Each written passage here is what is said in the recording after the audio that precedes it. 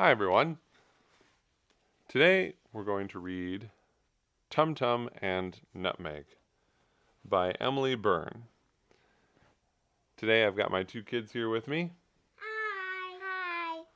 And they're going to be providing some color commentary as we go. This is going to be a read aloud, so there might be a couple mistakes here and there that I just don't edit out.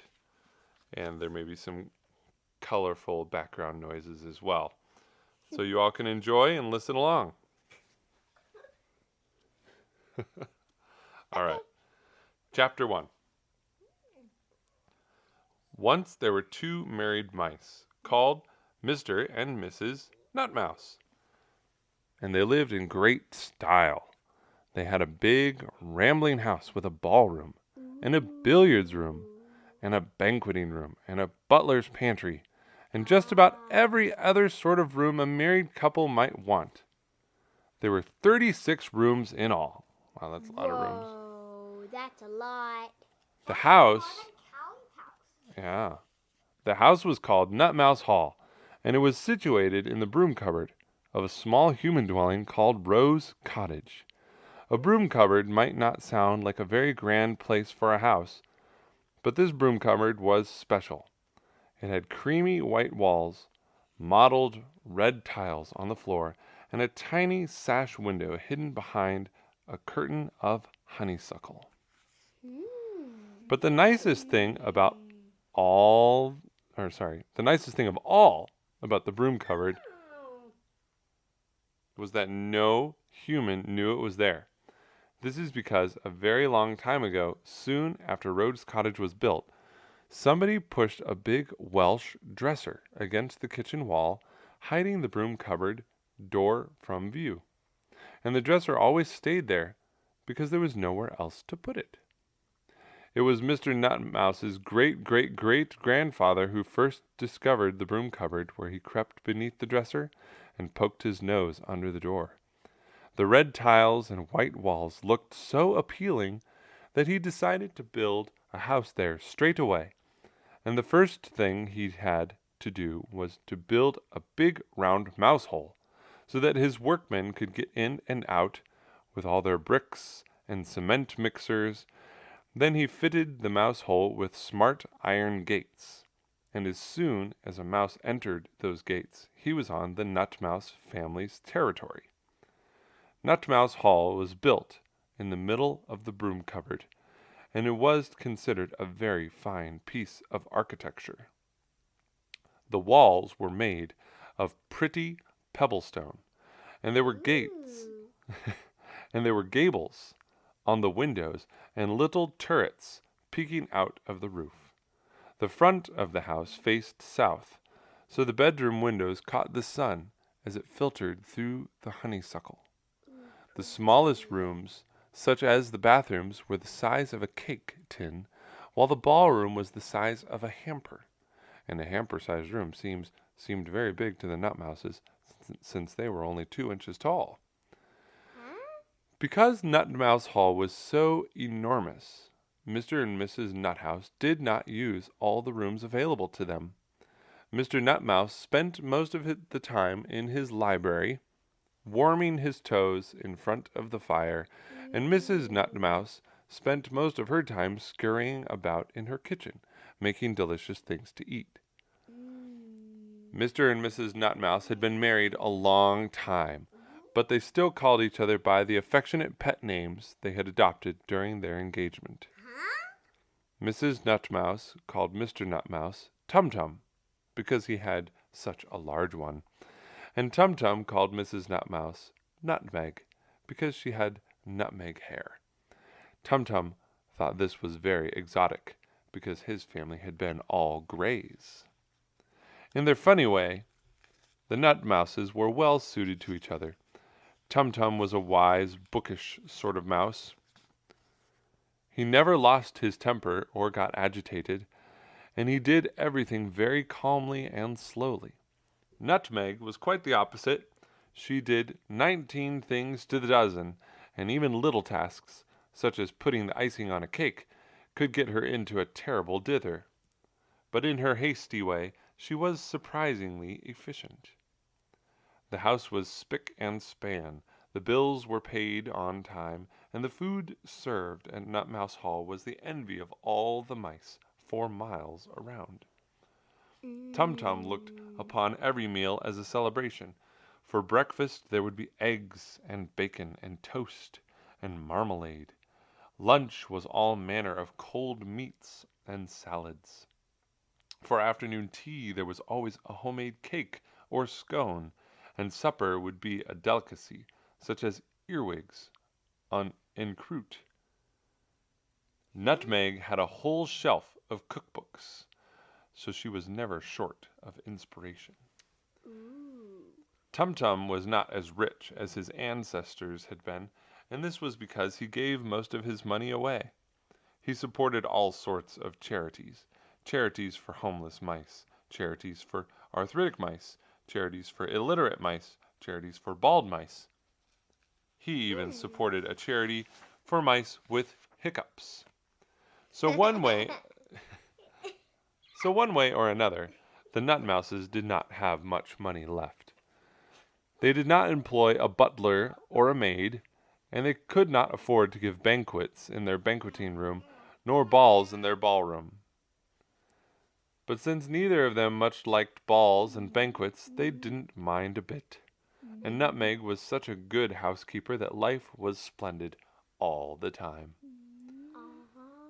But beyond the broom cupboard, where the humans lived, things were not splendid at all. Rose Cottage was owned by Mr. Mildew, a widower who lived there with his 2 children, Arthur and Lucy. They were very poor, and they did not have nearly so many rooms as the Nutmouses had. There was one bathroom, which was only a little bigger than the bath, and Arthur and Lucy shared a tiny bedroom in the attic, with a ceiling that leaked. From the outside, Rose Cottage looked very inviting. The garden was full of pear trees and wild flowers, and the honeysuckle trailed all over the stone walls and curled along the fat fringe of the thatch. The fat fringe of the thatch. But inside, it was less agreeable. Every room was rife with clutter and chaos. The walls were damp, and the plaster was beginning to crumble. The beams in the living room were full of woodworms, and the carpets were so threadbare you could see through to the floorboards, which were full of woodworms too. The boiler had packed up long ago, and in winter the wind howled into the kitchen through the cracks in the garden door. The cottage had been much better cared for when Mrs. Mildew was alive, but she had died long ago when Arthur was still a baby. He couldn't remember his mother at all, and Lucy could only remember her lying in bed, looking very thin and white, with a fat doctor standing over her. She'd been told the name of her illness once, but it had been too peculiar a word for her to remember. The Mildew children did not miss having a mother, because they couldn't remember what having one had been like.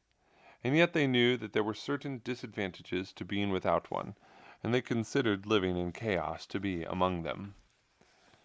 But Mr. Mildew was such a head-in-the-clouds sort of fellow that he hardly seemed to notice how squalid Rose Cottage had become. He was an inventor by trade, and he spent all his time crashing about in his tiny study upstairs, trying to invent things. Years ago he had invented a gadget for peeling grapes, which had been sold in a department store in London, and had made him quite rich. It had made him quite rich for a time. But people weren't buying his grape peelers anymore, so now he needed to invent something else. That's kind of an odd thing, right? A grape peeler. Who wants to peel a grape? And as a result, he didn't think nearly as hard as he might about the housekeeping, which was why Rose Cottage was such a mess. It was all he could do to put meals on the table, and he was so absent-minded that he could never remember which meal was which. So as often as not, Arthur and Lucy found themselves eating canned spaghetti for breakfast and porridge for supper. The Mildews all looked rather scruffy, for they never had haircuts or new clothes. but there was something distinguished about them, too. Lucy was tall and graceful, and she had hair the color of copper. And Arthur had blue eyes and thick black curls, and he wore glasses with a broken frame which kept slipping off his nose. Mr. Mildew was the most striking of all. He always dressed in a purple smoking jacket, which was falling to bits, and he had wiry hair which stuck out of his head like insect antennae. That's weird. It would look kind of strange. It did. Less imaginative children might have been embarrassed by Mr. Mildew, but Arthur and Lucy felt proud of him because he was much more interesting and exotic than anyone else's father, and he had plenty of good points. He hardly ever lost his temper, and he never nagged them to do boring things, like cleaning their teeth, or brushing their hair, or tidying their room, or doing their homework. But it wasn't easy living with someone quite so absent-minded, and now and again they did feel a bit neglected. What does that mean? Neglected? Mm-hmm. Maybe not taken care of very well. Okay. I think that's what that means. And at the time this story begins, they had reason to feel even more neglected than usual. It was the middle of a long icy winter. They had known weeks and weeks of the sort of biting weather that makes it painful to be outdoors. No one could remember the village being as cold as this. The duck pond was frozen to its depths. The gargoyles on the church were dribbling icicles, and all the school water pipes had frozen solid. One night, 2 of them burst. This was a great drama, and it meant that the school had to be closed for 7 whole weeks while something called essential renovations took place. What's that mean? That means they were fixing the school. Okay. Most of the children were overjoyed about this, for it's not every year that one's Christmas vacation is extended until February. But Arthur and Lucy weren't so pleased, for if you have a father who gives you canned spaghetti for breakfast, then the prospect of being stuck at home all winter long is not especially appealing. Had they known that there were mice living such gracious lives in their broom cupboard, they might have felt quite envious. They might even have wished they were mice themselves, so that they could move into Nutmouse Hall and live as the Nutmouses did. And had the Nutmouses been different, they might have turned up their noses at the Mildews and felt quite superior and haughty. But Tumtum and Nutmeg did not feel haughty at all. That's nice of them. Yeah. As a matter of fact, they felt rather uncomfortable. They were kind-hearted mice, and they did not think it right that they should be eating sumptuous meals in a warm house, while the Mildew children ate horrid gloop out of cans in their icy kitchen. The Nutmouses had been concerned about Arthur and Lucy for some time, and the colder the winter became, the more their concern grew. And there comes a point at which a concern grows so big that something has to be done about it. Chapter 2. A few days after the school pipes burst, it started to snow. It was only fleeting at first, and when the Nutmouses poked their noses outdoors after breakfast, it looked as if it might not stick. But it snowed all day, thicker and faster, and by afternoon the whole village had been blanketed. Shortly after 4 o'clock, Nutmeg visited the Mildew's kitchen to borrow a few bits and pieces for her bread and butter pudding. And there was snow blustering in under the garden door. It was so cold that she could see her breath making little gray clouds in the air. She didn't linger long, for the Mildews seldom had much worth borrowing, and this afternoon there was snow blustering in under the garden door. It was so cold that she could see her breath making little gray clouds in the air. She didn't linger long, for the Mildews seldom had much worth borrowing. And this afternoon there was even less than usual. There were neither currants nor cinnamon, in the cupboard and nothing on the floor but a bit of squished banana. There was a scrap of fruit cake left on the table, but it was so stale that when Nutmeg bumped into it, she stubbed her toe, and when she climbed onto the toast rack to poke her nose down inside the milk bottle, she could see a film of white ice. Brrr!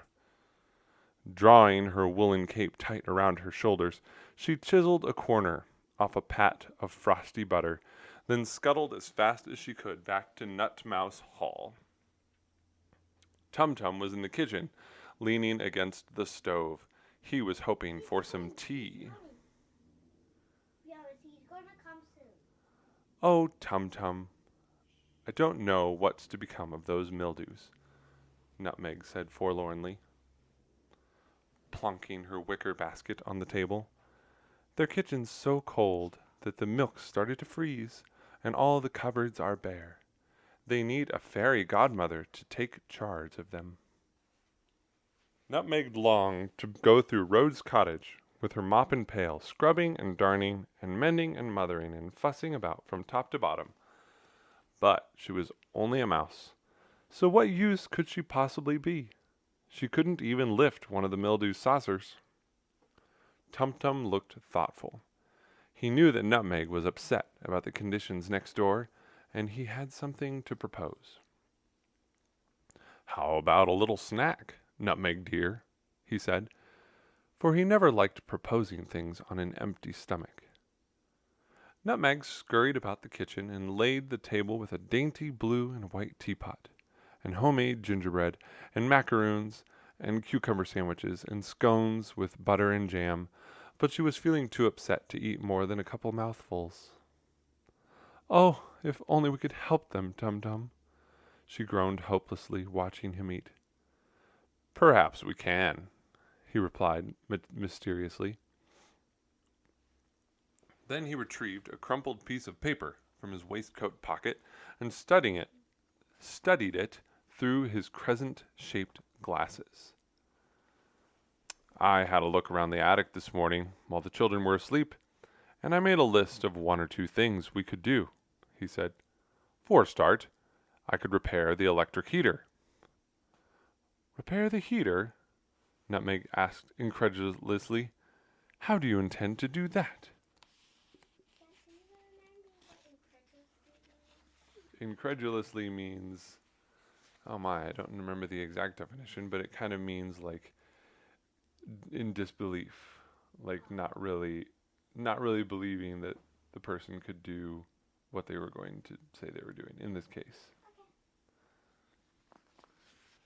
"Very simply," Tum-Tum replied, helping himself to a fat slice of gingerbread. "I just need to crawl inside and do a spot of rewiring. It's the sort of thing a mouse can do much more easily than a human." Tum-Tum was keen on rewiring. He'd once rewired the whole of Nutmouse Hall. Nutmeg beamed. "What a good idea, Tum-Tum," she said. "Then the children won't have to sleep in their winter coats any more." "Quite so," Tum-Tum said, feeling rather pleased with himself. "And there's plenty more we can see to. Arthur's glasses are about to fall apart, because there are 2 screws loose in the frame. So I'll take my drill up to the attic and tighten them again." "Tum-Tum, how wonderful!" Nutmeg cried. "And what can I do?" "All sorts of things," he said reassuringly. "You can darn some of their clothes for a start. You're a fast sewer, and if you do a small amount each evening, everything will be mended within a week or so. And you can patch their shoes, too, using the leather from that old armchair in my dressing room. I've never much liked it anyways. It's rather in the way there. And why not use your clothesline to replace the lace in Arthur's boot? You hardly need it anymore now that we've got a tumble dryer." And so Tum-Tum went on, suggesting more and more ingenious ways to help. "When can we start?" Nutmeg asked eagerly, feeling much too excited to drink her tea. "There's no time like the present," Tum-Tum said. "I vote we set out tonight." Tum-Tum agreed to this, and that was how the adventures began. Nutmeg agreed to this, yes, and that was how the adventures began. Thank you, Rihanna. No problem. Shortly after 10 o'clock, Nutmeg pressed her little brown nose through the front gate and twitched it back and forth under the dresser. Twitch, twitch, twitch. All clear, Tum-Tum, she called back to her husband, who was following behind her carrying a wooden toolbox and a drill, and dragging the bulky leather chair cover. Nutmeg was carrying her sewing basket and her mop and pail, and also the clothesline, which was wound around her shoulder like a lasso. They crossed the kitchen floor and crept into the hall, and then they dragged all their clobber up the baseboard, which ran along the stairs and tiptoed across the landing. There was light glinting beneath the study door, and when they peeked underneath it, they could see Mr. Mildew crouched on the floor amid a sea of brightly colored wires and tiny shards of metal. His face was purple, and he was cursing under his breath. Awful creature! I wonder what he's inventing now, Nutmeg whispered. A battery-operated mouse that gobbles all the crumbs off a dinner table like a vacuum, Tum-Tum said knowingly. I heard him telling Arthur about it. He thinks it's going to make him rich again. It's called the Hungry House Mouse. Goodness, Nutmeg said. What a curious idea. I wonder why it's making him so angry. I believe he's got the mechanics wrong, Tum-Tum said. Instead of a hungry mouse, he's invented an unusually delicate one. No sooner has it gobbled the crumbs than it throws them all up again. What a waste, Nutmeg said, shaking her head disapprovingly. A real mouse would do the job much better. The mice pressed on and heaved their things up the steep stairs to the attic. The room was bitterly cold, for there were no curtains to keep out the draft, and they had to blow on their paws to stop them from going numb. They had trouble getting their bearings, for it was quite dark at first, but then the clouds scudded in the wind, and the moon shone through the window onto the children's beds. Arthur was completely buried in his blankets, but they could see Lucy's hair on her pillow shining red in the moonlight. The mice worked furiously. Tum-Tum got the heater going and drilled Arthur's glasses back into shape, and Nutmeg darned 3 pairs of socks and swept out both the children's satchels. Then she climbed into the sink with her mop and polished it until it became so slippery that she couldn't stand up again. Tum-Tum had to throw the plug down to her so she could clamber free up the chain. Finally, she scuttled off into the wardrobe to start mending Arthur's and Lucy's clothes. They were so full of holes that Nutmeg reckoned it would take her weeks to get through them all, and some were so threadbare it was hardly worth mending them all. As she persevered with her tiny needle, she could hear the children's soft, steady breathing from the other side of the room. They were deeply asleep, quite innocent of all the bustle that was going on. Nutmeg felt fiercely protective of them. Mr. Mildew is simply not capable of looking after 2 children on his own, she thought sternly, setting to work on a gaping hole in the elbow of one of Arthur's sweaters. They need a mother, and in the absence of a human one, I will have to do. And as she set herself the responsibility of mothering the Mildews, Nutmeg felt a warm glow in her stomach. She and Tum-Tum had never had a litter of their own, and she considered herself very blessed to be able to adopt 2 human children instead. The mice toiled away until midnight, when they decided to stop for a rest. Nutmeg had tucked 2 slices of fruitcake and a thermos of tea into her sewing basket, and they both felt much in need of them. Bother, she said, unpacking the picnic. I forgot to pack any plastic cups. Never mind, said Tum-Tum, who could feel his tummy rumbling. We can swig from the thermos. But Nutmeg was more particular about such things. Look, Tum-Tum, she cried, pointing toward a tall building in the corner. Lucy's dollhouse. It's sure to have a tea set. The mice walked toward it and peered through the living room window. It was not nearly so big as their living room at Nutmouse Hall, but it was prettily furnished, with pale blue curtains and a grand piano. There were 2 dolls made of pipe cleaners sitting on the sofa, and there was a case full of books by the fire. Something about the house seemed to beckon them inside. They passed underneath the white awning and pushed the front door. It swung open, leading into an airy hall with a coat rack and a grandfather clock. To the right was the kitchen, in which there stood a long dining table, with benches down each side. There were lots of pots and pans hanging above the stove, and Nutmeg found a whole hodgepodge of mismatched china in one of the cupboards. Everything was mouse-sized. Nutmeg set the table, and they both sat down feeling very civilized. "We've still got an awful lot to do," Nutmeg said wearily, "and if we don't finish tonight, we'll have to lug all our stuff back upstairs again tomorrow night." "We needn't do that, Nutmeg," Tumtum replied. "We could leave everything here in the dollhouse. We can tuck it all away somewhere so Lucy won't find it." "Oh, Tumtum, what a good idea!" she cried. "Then we can just come back and do more chores whenever we've time." So they worked for another hour or so. Then they crept back to the dollhouse and put the toolbox and the sewing basket in the cupboard under the stairs. The mop and pail wouldn't fit, so Nutmeg hid them behind the kitchen door. Then, by instinct, she cleared away their cups and plates from the table and put them in the dollhouse sink. There was no running water, but she could fill it next time with her bucket. "I do so like this dollhouse, Tumtum.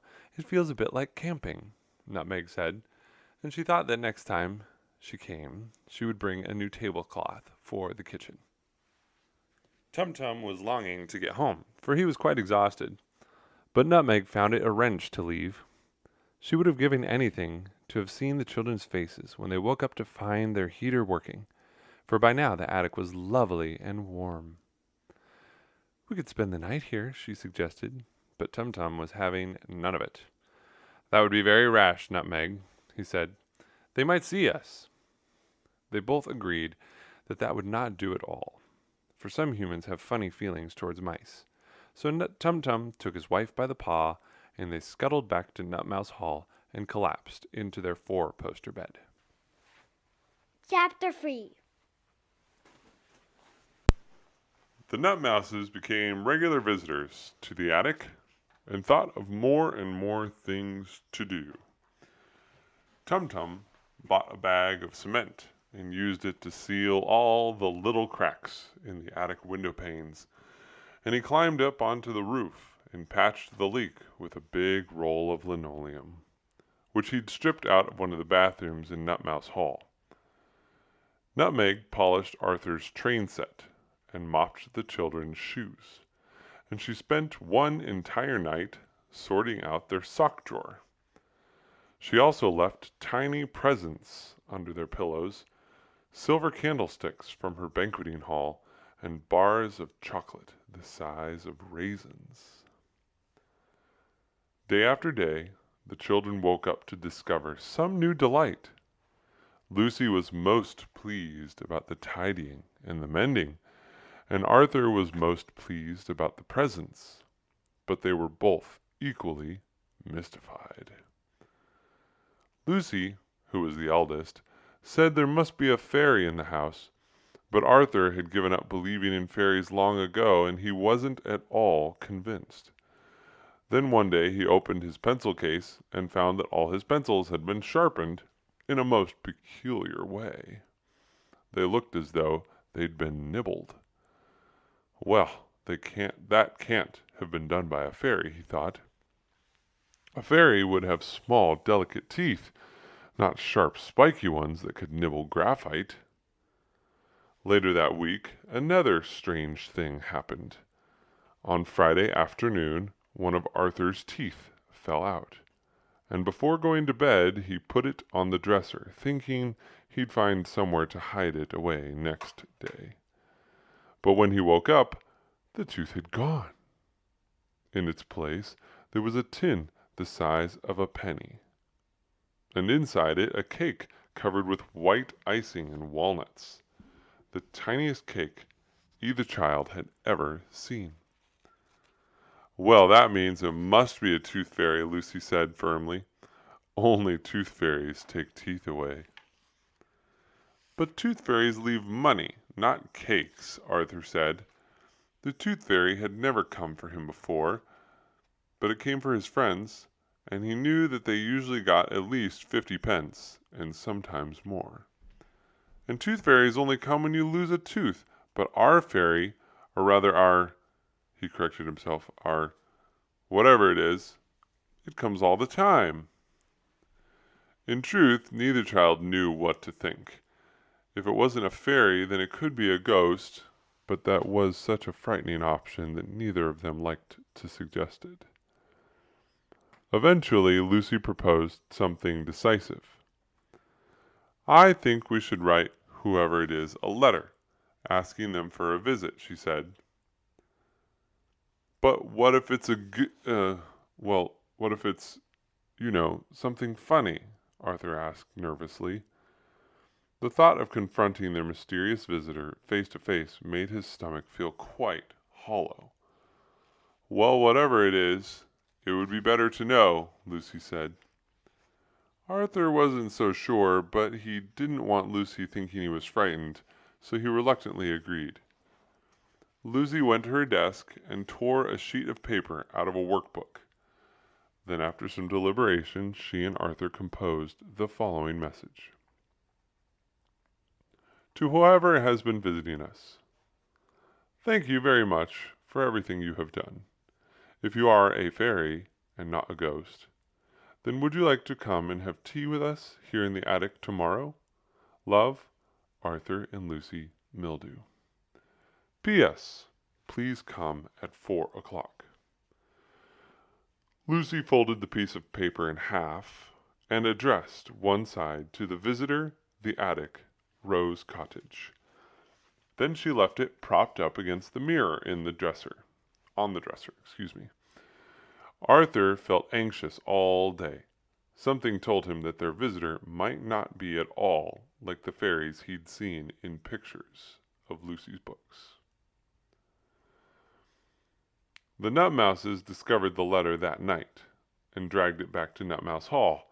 They sat a long while in their kitchen with it spread out in front of them all over the table, wondering what to do. Nutmeg longed to accept, but Tum-Tum forbade it. "You certainly can't go, Nutmeg," he said firmly. "Imagine what a shock it would be for them to find that their visitor was a mouse." Forlornly, Nutmeg agreed. Nutmegs could be nutmegs. Humans could be so frosty towards mice. There was simply too much misunderstanding between the two species. And what if the children told Mr. Mildew about them? There was no knowing how he'd react. He might try to evict them from their home, even though the Nutmouse family had been living in Rose Cottage much longer than the Mildews had. But there was another reason why Nutmeg couldn't introduce herself, and that was because conversation would be impossible. For mice have such tiny voices that the human ear can't pick up a word they say. Even when a mouse is shouting and bellowing at the top of his voice, a human hears only a faint squeal. But Tum-Tum had an idea. "You must certainly tell them that you're a fairy, not a ghost, for otherwise they might get frightened," he said. "But say that you can't accept their invitation, because fairies aren't allowed to be seen by humans, and if they are seen, their magic powers stop working. I'm sure they'll understand that." Nutmeg agreed that this was a sensible solution, so she found a big piece of blotting paper. Mouse writing paper would have been too small, and in much larger handwriting than she normally used, she wrote the following reply. "My dear Arthur and Lucy, I am a fairy of sorts, but sadly I cannot accept your kind invitation, because my magic powers would fade if you were ever to set eyes on me. But if there's anything more I can do for you, then just leave me another note on the dresser. Love." And she was about to sign herself Mrs. Nutmouse, but she hesitated, thinking it sounded too mousy. So instead she put Nutmeg. which was much more the sort of name a fairy might have. Then, on Tumtum's advice, she added a postscript. P.S. It is best not to tell anyone else about me, because that would make my magic powers fade too. She folded the letter into an envelope, which she addressed to Arthur and Lucy Mildew, the attic, Rose Cottage. Then, before having his bath, Tumtum delivered it for her, tiptoeing back upstairs to leave it on the dresser, leaning against the handle of Lucy's hairbrush.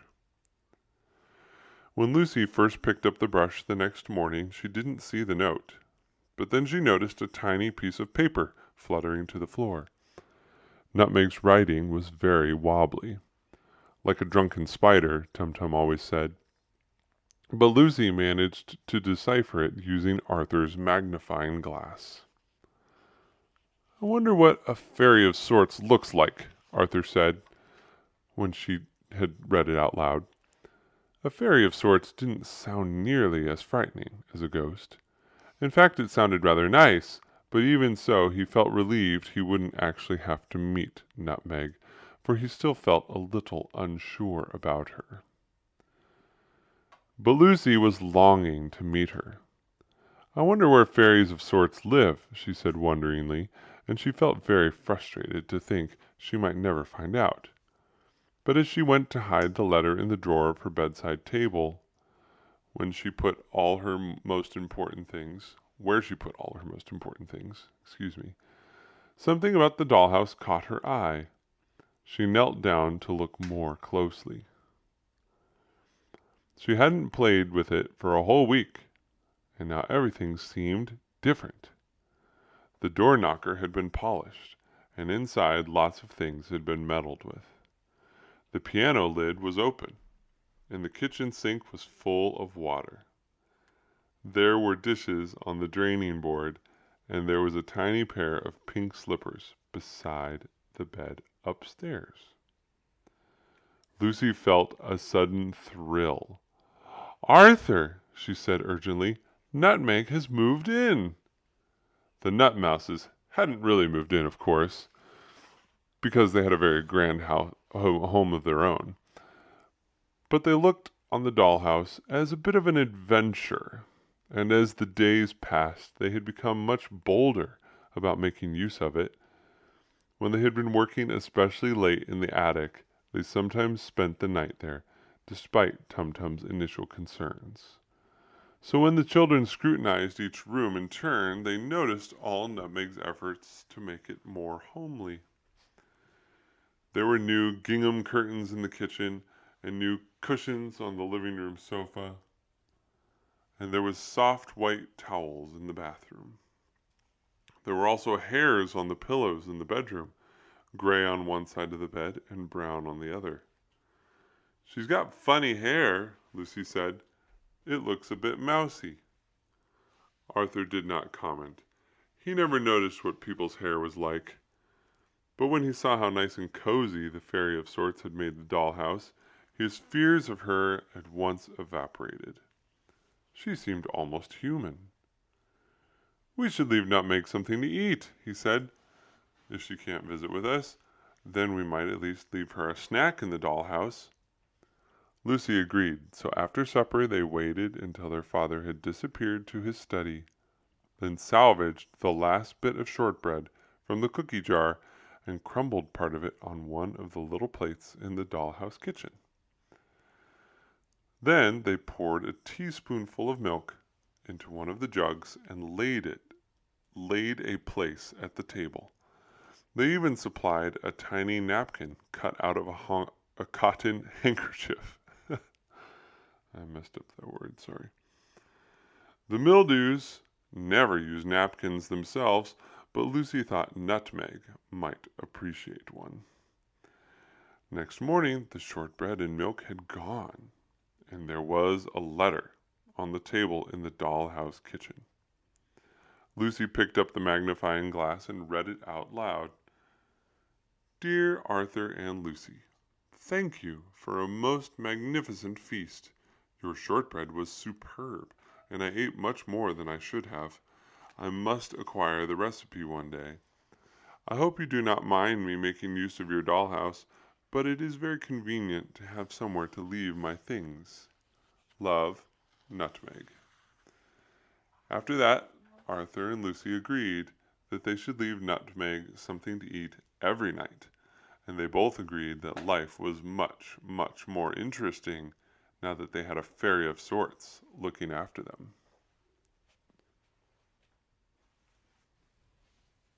Chapter 4. Arthur and Lucy had been dreading their long winter vacation at home, but it was turning out to be more exciting than they could have ever imagined. Nutmeg visited almost every night, and when they woke up to find her funny little presents under their pillows, it felt just like Christmas. Even though Christmas had happened several weeks ago, and they hadn't had nearly so many presents then as they were getting now. But just as the point at which they felt things could hardly get any nicer, something horrible happened.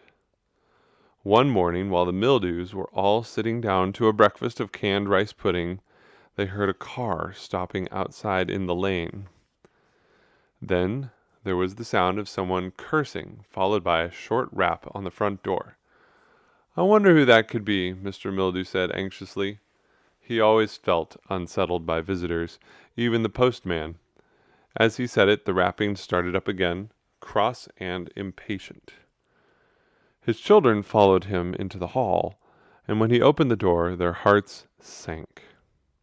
For there was Aunt Ivy, and a taxi driver was trailing up the path behind her, carrying 5 suitcases.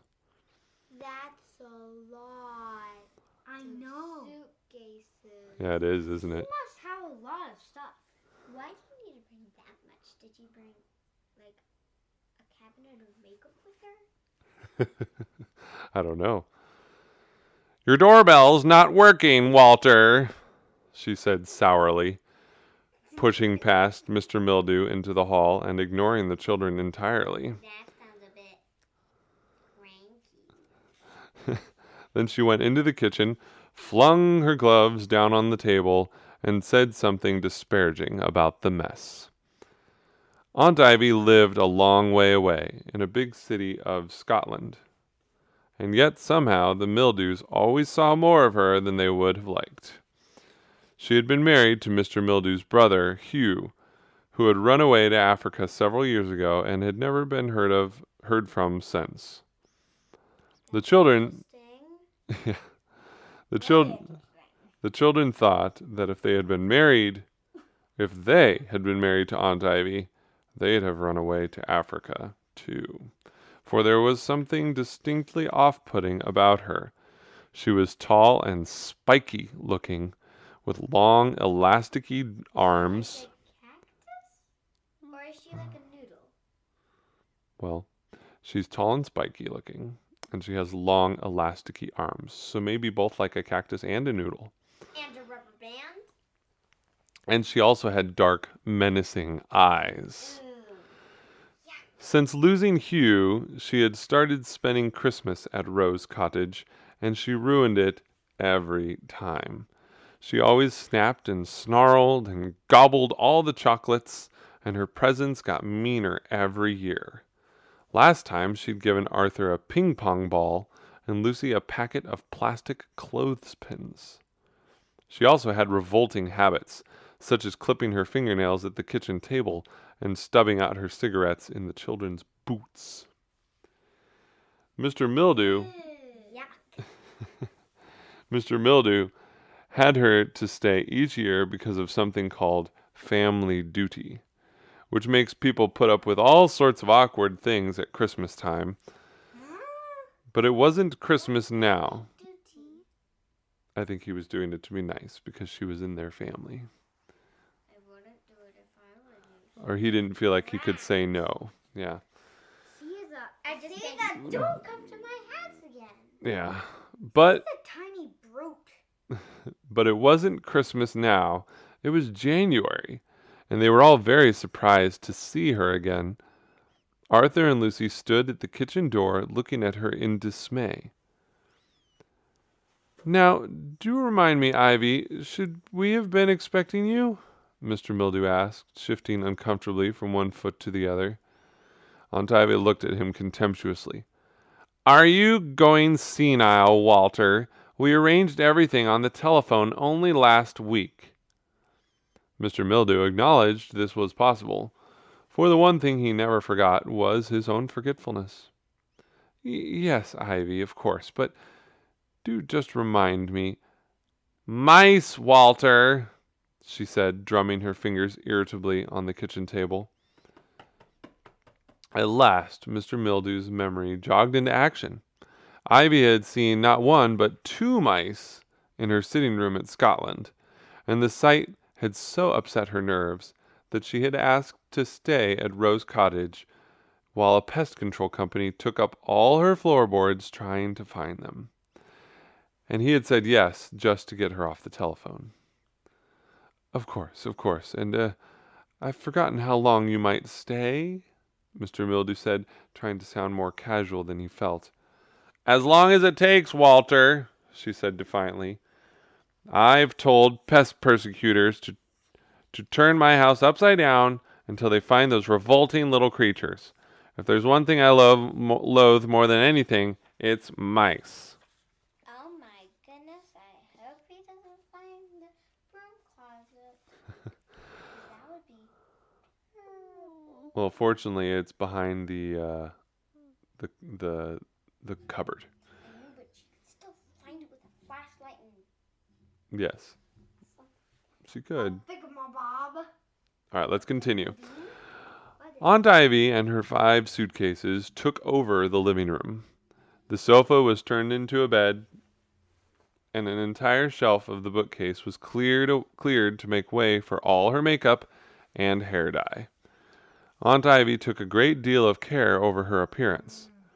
She painted her lips red and her eyelids green, and she dyed her hair jet black and parted it in a zigzag. She looked quite sinister.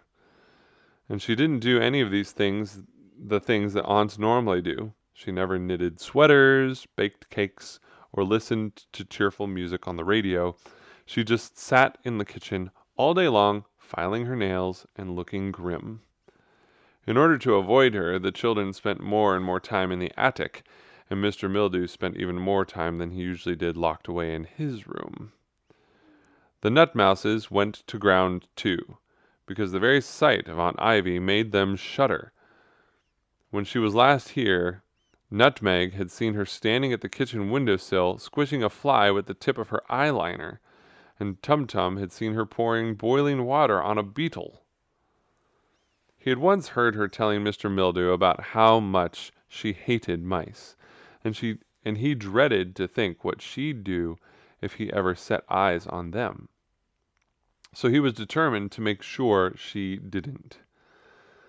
That morning, when he heard Aunt Ivy's voice ringing from the kitchen, he put a padlock round his gates. Then he drew the bolts across the front door, and he told Nutmeg that she must not set foot in Rose Cottage except in a major emergency, such as running out of flour. It is simply too dangerous to venture out there while that ill-tempered creature is here, he said firmly, as they sat down to a lunch of cold tongue and potato salad, followed by sponge cake. We must hibernate until she's gone. But what about the children? Nutmeg wailed. We can't stop visiting the attic, Tum-Tum. Imagine how bereft they'd feel. It's not worth the risk, Nutmeg, Tum-Tum said. There's something about that woman that makes my spine tingle. Oh, I know, Tum-Tum. She makes mine tingle too, Nutmeg replied. Not like this. But we can't let her make us prisoners in our own home so long as we wait until she's gone to bed. Then it must be safe to move around. A couple of mice have never woken anybody. Tum-Tum looked thoughtful. It was true that every house mouse has the right to roam freely after dark, and they especially wanted to visit the attic that night because they had a rather wonderful present for the children, a 5-pound note that they'd found shortly before Aunt Ivy arrived, half buried in the snowbank by the lane in front of the cottage. They'd rolled the money into a cylinder, then Tumtum had carried it home on his shoulder, and now it was leaning against their kitchen wall, waiting to be delivered. "Oh, let's take it tonight, Tumtum," Nutmeg squealed for the dozenth time. Tumtum finished his sponge cake, untucked his napkin from his collar, and sighed. "All right, Nutmeg," he said resignedly. "We'll go." But he felt very uneasy about it. Much later, after supper, the mice tiptoed up to their front gate and peeped out under the dresser. The kitchen light was still on, and they could see Aunt Ivy's shadow cast across the floor. She was sitting at the table, smoking. They went back to the Nutmouse Hall, waited an hour, then crept back to the gate. Aunt Ivy was still there. Really, Nutmeg thought disapprovingly. No wonder she always looks so crazy if she never goes to bed. Eventually, at a very late hour, they came to the gate to find the kitchen light turned off. They let themselves out and scuttled through to the hall. Nutmeg carried the note again on his shoulder. The living room light... You said nutmeg. I did. Oh, excuse me. Tumtum carrying the note again on his shoulder. The living room light was on, and the door open, but there was no sign of Aunt Ivy. Tumtum's ears pricked up as he heard running water upstairs. "Come on, dear," he said, turning to his wife. "She's having a bath. We can sneak up now." They ran up the baseboard and sped across the landing. They could hear Aunt Ivy splashing about in the bathroom, humming tunelessly. The noise made them both shudder. Finally, they clambered up to the attic, and Tumtum climbed onto the dresser, then unrolled the note and left it leaning against the mirror. Nutmeg wanted to do some cleaning, but Tumtum wouldn't let her. He felt growing apprehension. "Not tonight, Nutmeg," he said.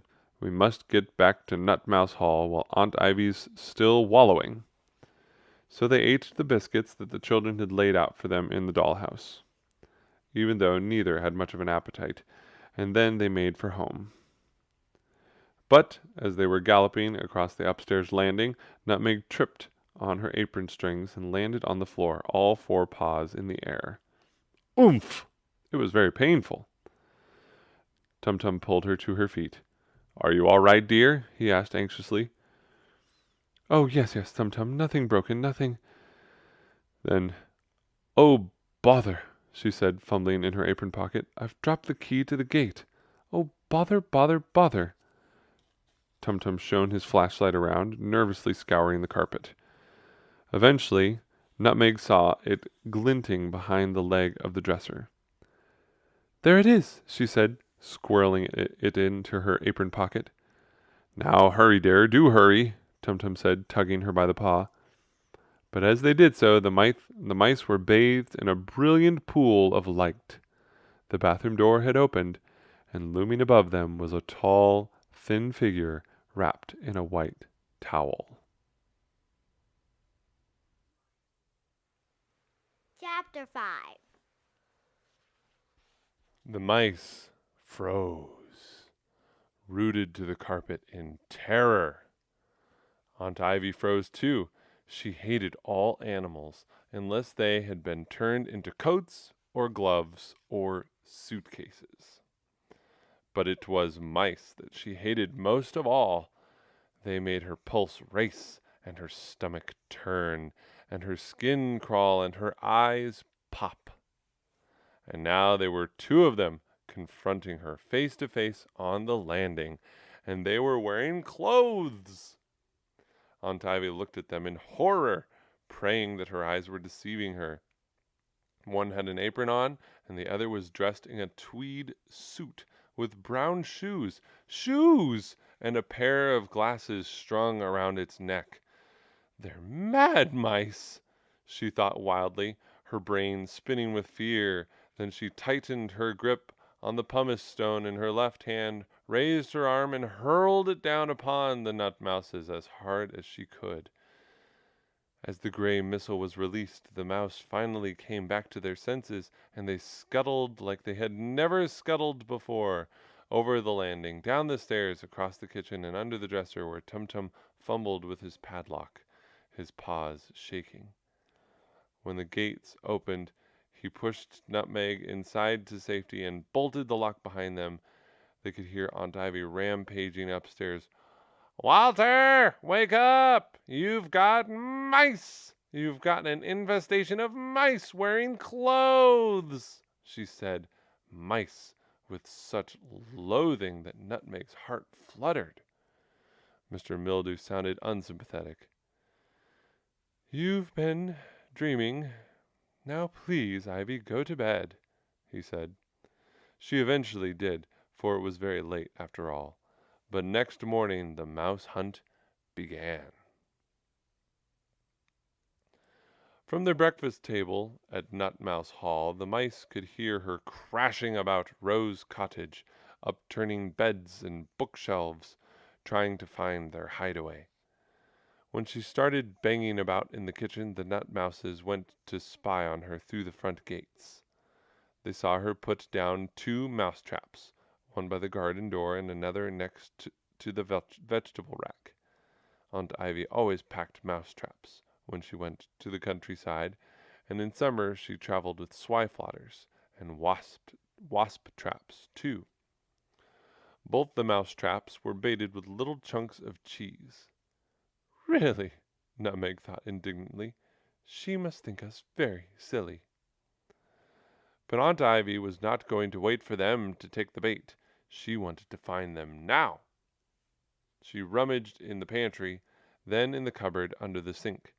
She looked in every drawer and in every saucepan, and she even looked in the waste paper basket.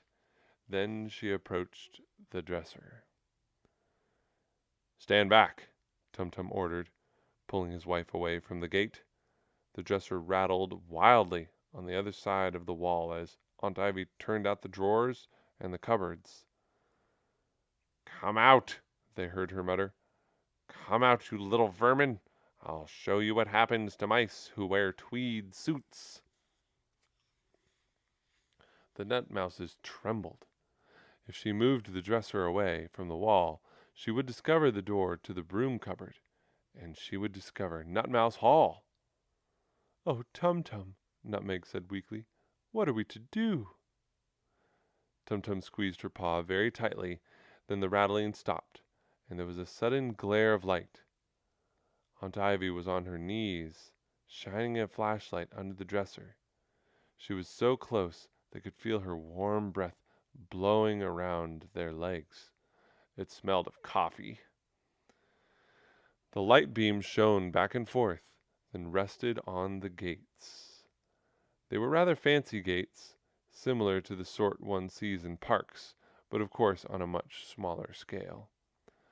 The beam lingered there a while, then a red fingernail reached out and poked the bars. The mice jumped back into the shadows, sweating with fear.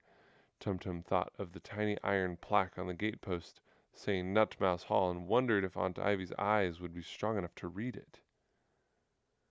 At that moment, Mr. Mildew came into the kitchen. "Walter, what's this?" Aunt Ivy asked crossly. "Come and have a look." Mr. Mildew approached her, and she handed him the flashlight. "Under here," she said, getting up to make way for him. "What's that metal grill down there?" Sighing, Mr. Mildew got down on his knees and peered under the dresser. He shone the flashlight about for a moment, then stood up again. "I've no idea," he said, sounded preoccupied. "A ventilation hole, I suppose. Or maybe it's something to do with the sewage. I think there used to be a lavatory down here once, before I moved in." "Ugh!" Aunt Ivy said, shuddering. They heard her go to the sink and wash her hands. "We'll have to get pest persecutors to take up the floorboards like they're doing at my house," she said. "I am not having my floorboards taken up just because you think you've seen a mouse wearing clothes," Mr. Mildew replied, sounding quite unusually empathetic. This house is quite chaotic enough as it is. Aunt Ivy huffed and stomped off to the other side of the room to dig about in the ironing pile. As they heard her retreat, the Nutmouses felt quite weak with relief now. "Come on, Nutmeg, we're safe for now," Tumtum said, and led her back indoors to Nutmouse Hall. Nutmeg made a fresh pot of tea, and they needed several cups each to calm their nerves.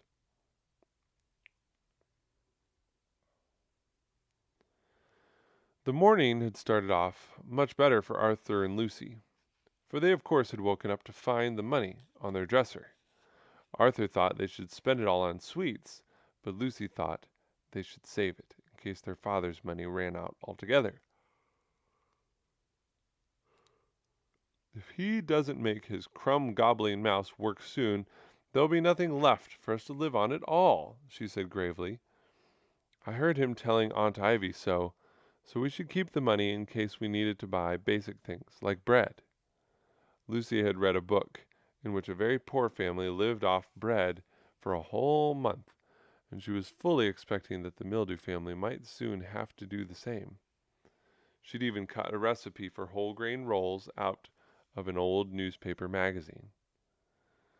"Of course he'll make the mouse work," said Arthur, who tried very hard never to lose faith in his father. "And besides, if he doesn't make it work, then this money is hardly going to stop us from starving. Should we go ahead and buy sweets while we can?" He said, "So we should go ahead and buy sweets while we can." This might have turned into an argument, but at that moment the children heard a splintering crash coming from the ground floor. They dashed downstairs, wondering what it could be, and when they peered around the living room door, they found their aunt dragging the old oak chest away from the wall.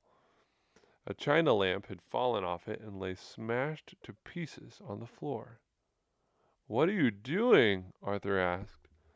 "Looking for mice," she said sourly. "It's more than my poor nerves can stand. I came all the way from Scotland because I've got mice there, only to find that this place is infested with them. And yours are different than the ones in Scotland," she added accusingly. "Yours wear clothes." "Clothes?" Lucy asked incredulously. "Yes, clothes," Aunt Ivy snapped. "I've seen two of the vermin so far, parading around in suits and aprons as though they owned the place. But there'll be two less by the time I'm through." Lucy looked at her intently, wondering if her aunt were mad after all. She and Arthur had sometimes thought that she might be. "Mice don't wear clothes, Aunt Ivy," she said firmly. Aunt Ivy hated being contradicted, so this made her feel even snappier. She had had a frustrating morning. She wanted to take it out on someone. Looking up, she saw that Lucy was holding a 5-pound note. "Who gave you that?" she asked. Her voice had a distinct taunt to it. "A friend," Lucy said, and it was true, for Nutmeg was a friend. But she could feel herself going red. Her aunt was eyeing her coldly, almost accusingly. "Well, you must have very good friends," she said with a sneer, "creeping into the house and giving you 5-pound notes. My foot!" Lucy looked at her aghast. The implication was quite clear. If Aunt Ivy didn't believe she'd been given the money, then she must think she'd stolen it. But that was a dreadful thing to suggest, and quite unfair. Lucy was about to turn on her heel and march out of the room, which was what she always did when someone was being horrible at school. She'd last done it when one of the girls in her class had said that Mr. Mildew looked like a tramp. She found walking away to be much better than getting angry, and it left her with the agreeable feeling of having the upper hand. But Arthur was not so restrained, and Aunt Ivy's accusatory tone made him feel all hot and tickly with indignation. "It was given to us by a friend," he said furiously, his voice quivering. "And does this mysterious friend have a name?" His nutmeg his aunt asked spitefully. Yes, Arthur replied impetuously, almost shouting. Her name's Nutmeg, and she's a fairy. She's a fairy of sorts, and she comes and gives us things all the time. And she tidies our clothes, and mends the roof, and cleans the sink, and we feed her in Lucy's dollhouse, and... Arthur! Lucy said warningly, and then she stopped. But they both knew he had done something awful. Nutmeg had said the magic would not work if he told anyone else about her. And now, of all the dreadful people in the world, he had told Aunt Ivy. And she was looking at him very beadily. You feed this little fairy? She asked eagerly, struggling to sound friendly, which had never come naturally to her. She no longer cared about the money. This was much more interesting. What do you feed it with? Nothing, Arthur mumbled, deciding that he had given away quite enough secrets as it was. But Aunt Ivy's mind had started to whir. Lucy looked at her with a very grown-up, withering expression, and she took her brother by the hand and led him away. Much later, when the children were outdoors, Aunt Ivy snuck up to the attic to investigate. The ceiling sloped down on both sides, too low for a grown-up to stand up under, so she had to crawl across the room on her knees. She made straight for the dollhouse. Kneeling down, she peered through its kitchen window and saw the little plate, piled with biscuit crumbs. Then she pressed her nose to the living room window and saw the mouse hairs on the sofa, and she looked in an upstairs window and saw more mouse hairs on the bed. Ha! She thought, fairies indeed. And I thought those idiotic children have been feeding mice. As I thought, those idiotic children have been feeding mice, and the cheeky little vermin must have been cavorting around in the doll's clothes. Aunt Ivy knelt there, wondering what to do. As long as there was food lying around, the mice were bound to return. So this was clearly the place to snare them, but if she put down a mouse trap, Lucy might remove it. Something more subtle was called for.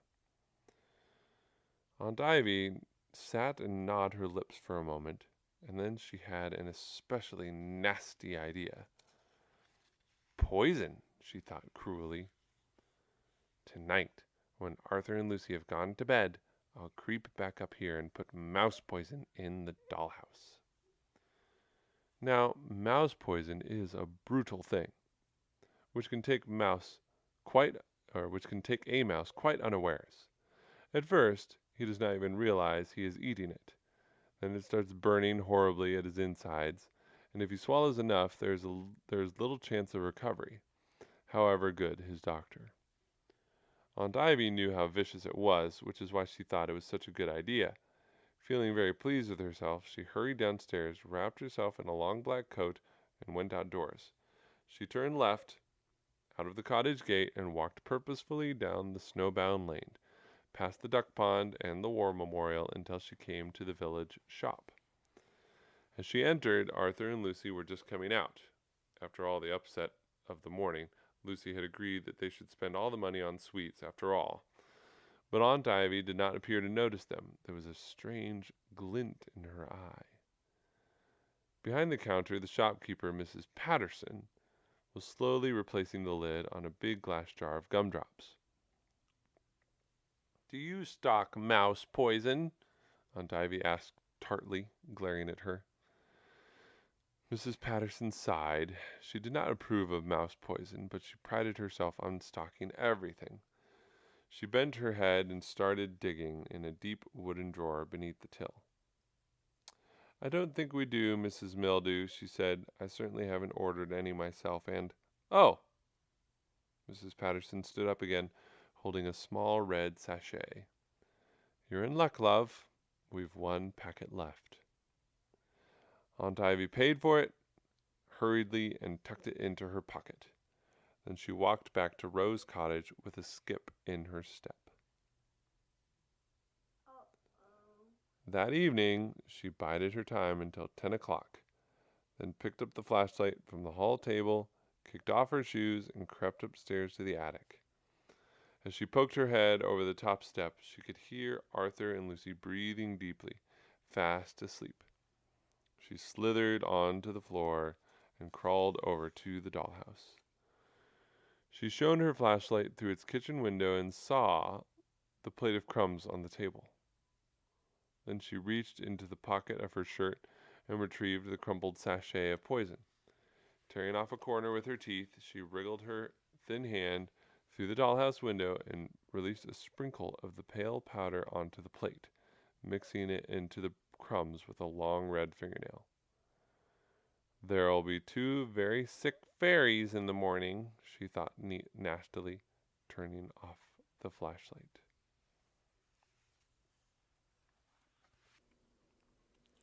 Chapter 6.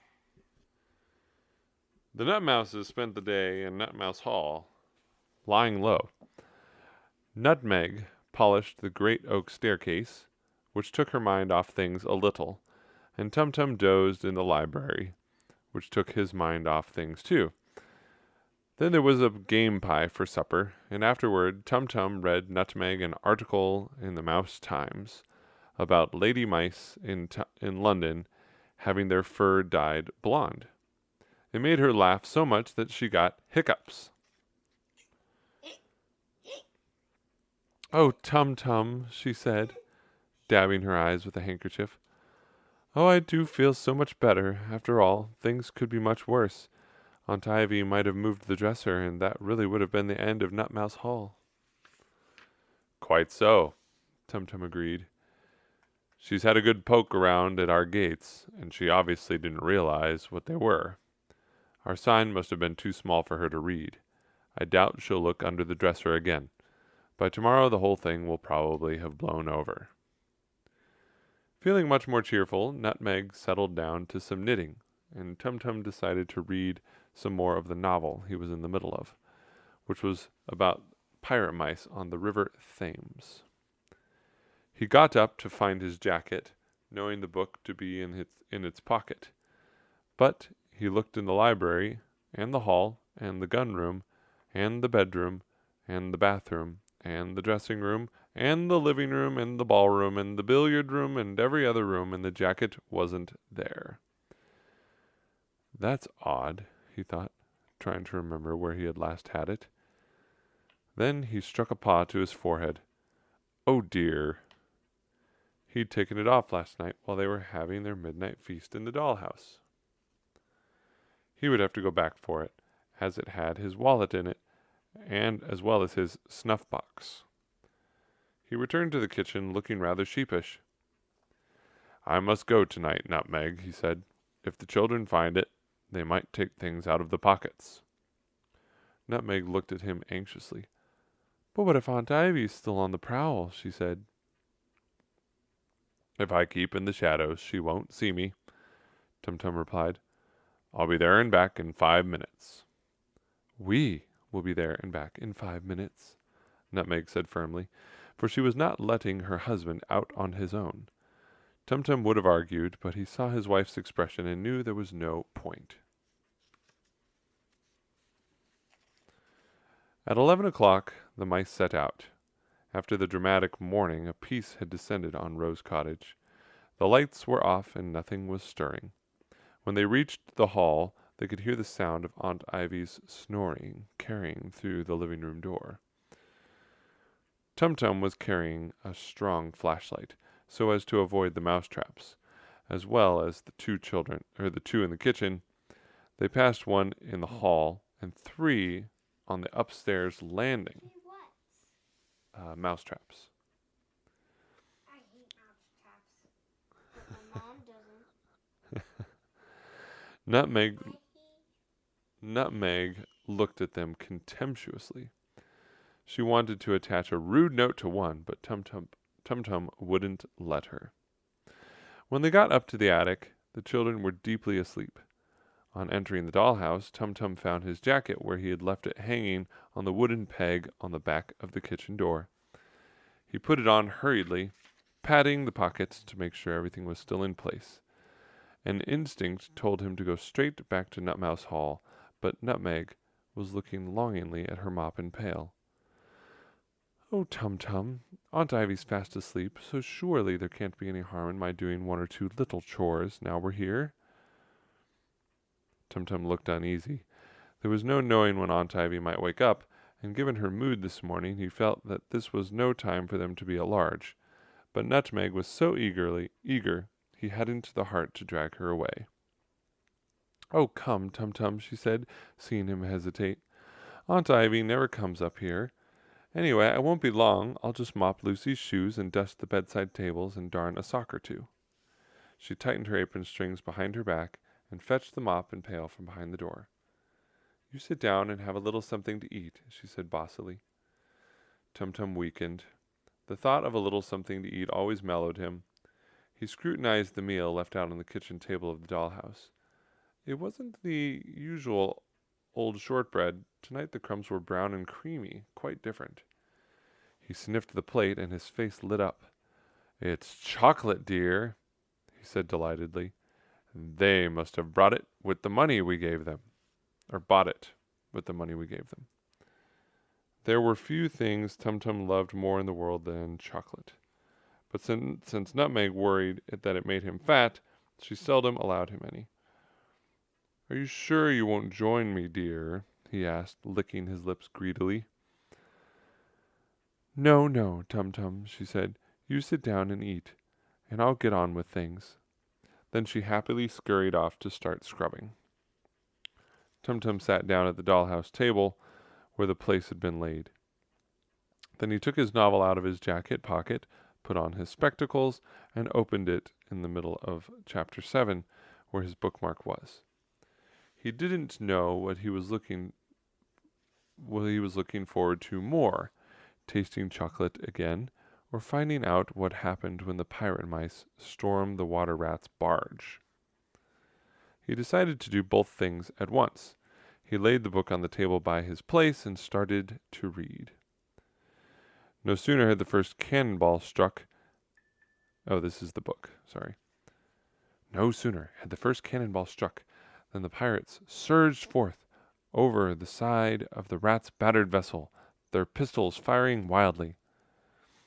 Engrossed, Tum-Tum reached a paw toward the plate. Then he grazed a great dollop of chocolatey crumbs towards his lips. The rat's captain was below deck, distributing muskets among his petty officers. God be with you, rats, he said, as they heard a second cannonball tear into the rigging. He swallowed a mouthful of crumbs, then automatically reached out for more. Captain Rattle crossed himself and led his men toward the burning deck. Tum-Tum raised his paw back to his mouth and bolted down more of the chocolate, but this time he noticed that it tasted odd. Then quite suddenly his arms started to shake, and he saw his book drop to the floor. He was feeling very, very strange.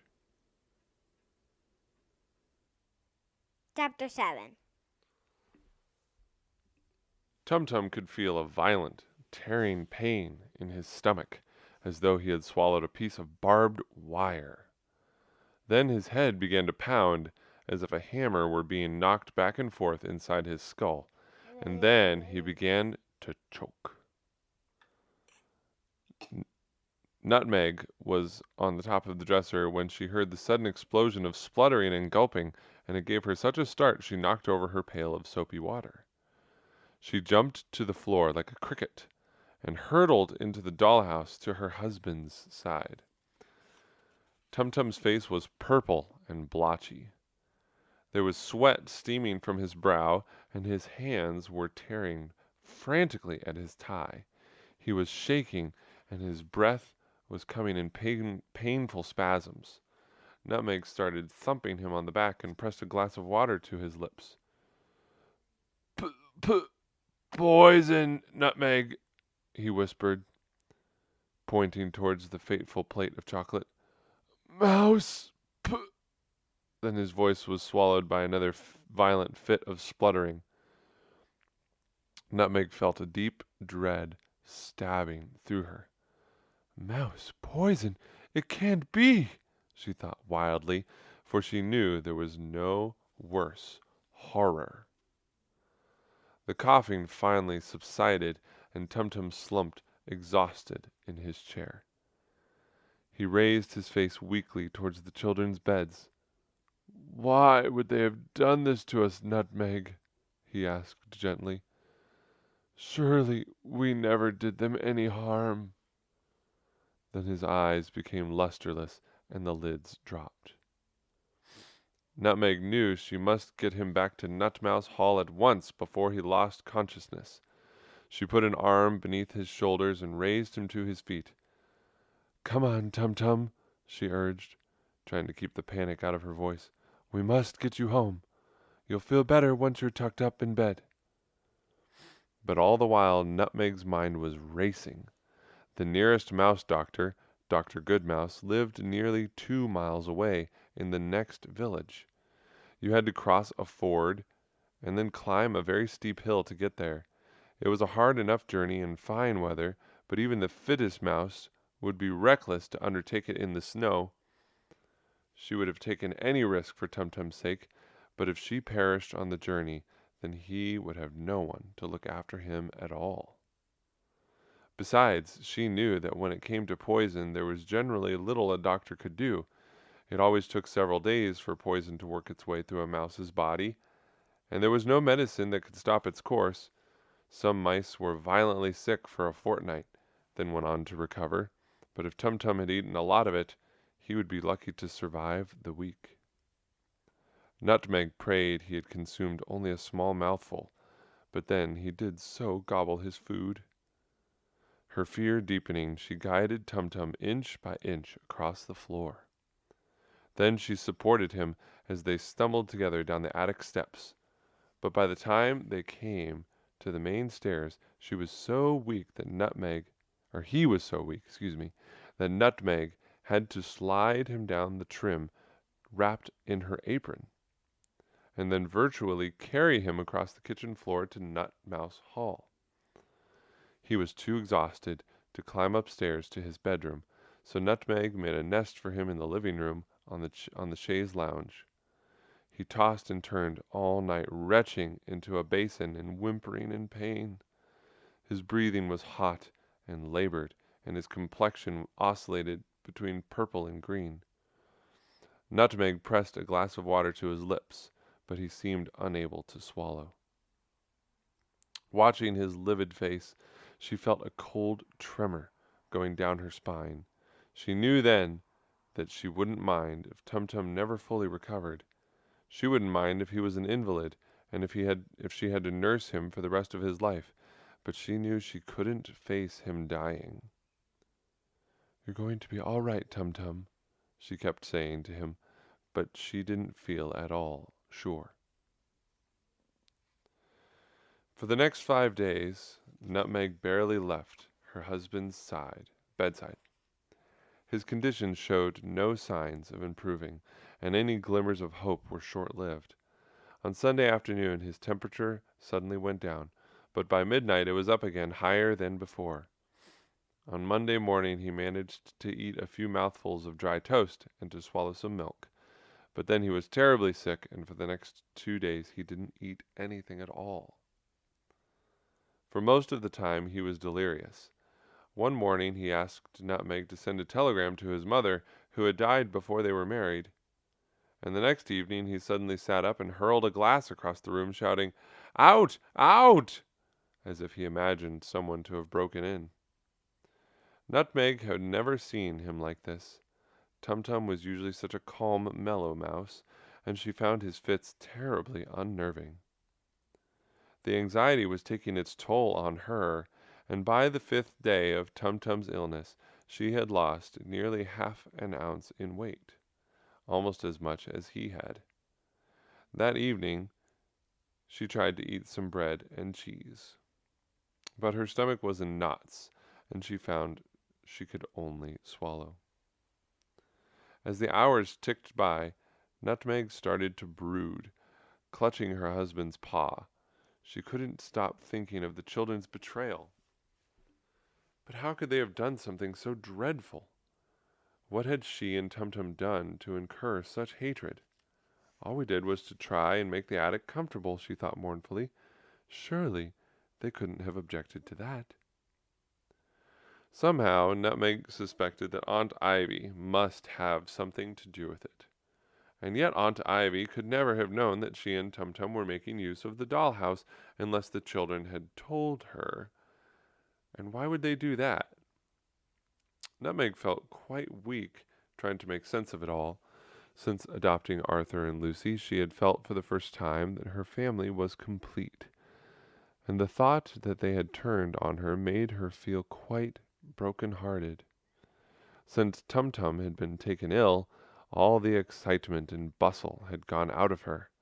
She was quite a different mouse from what she'd been before. The night stole away, and still she brooded, feeling too overwrought to sleep.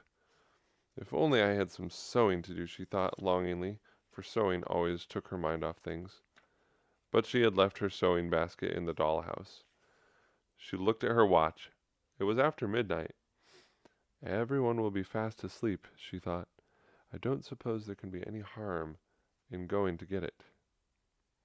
At once, feeling a little better for having a sense of purpose, she fetched the flashlight from the kitchen and went to the front gate. The cottage was dark and still. No one was stirring.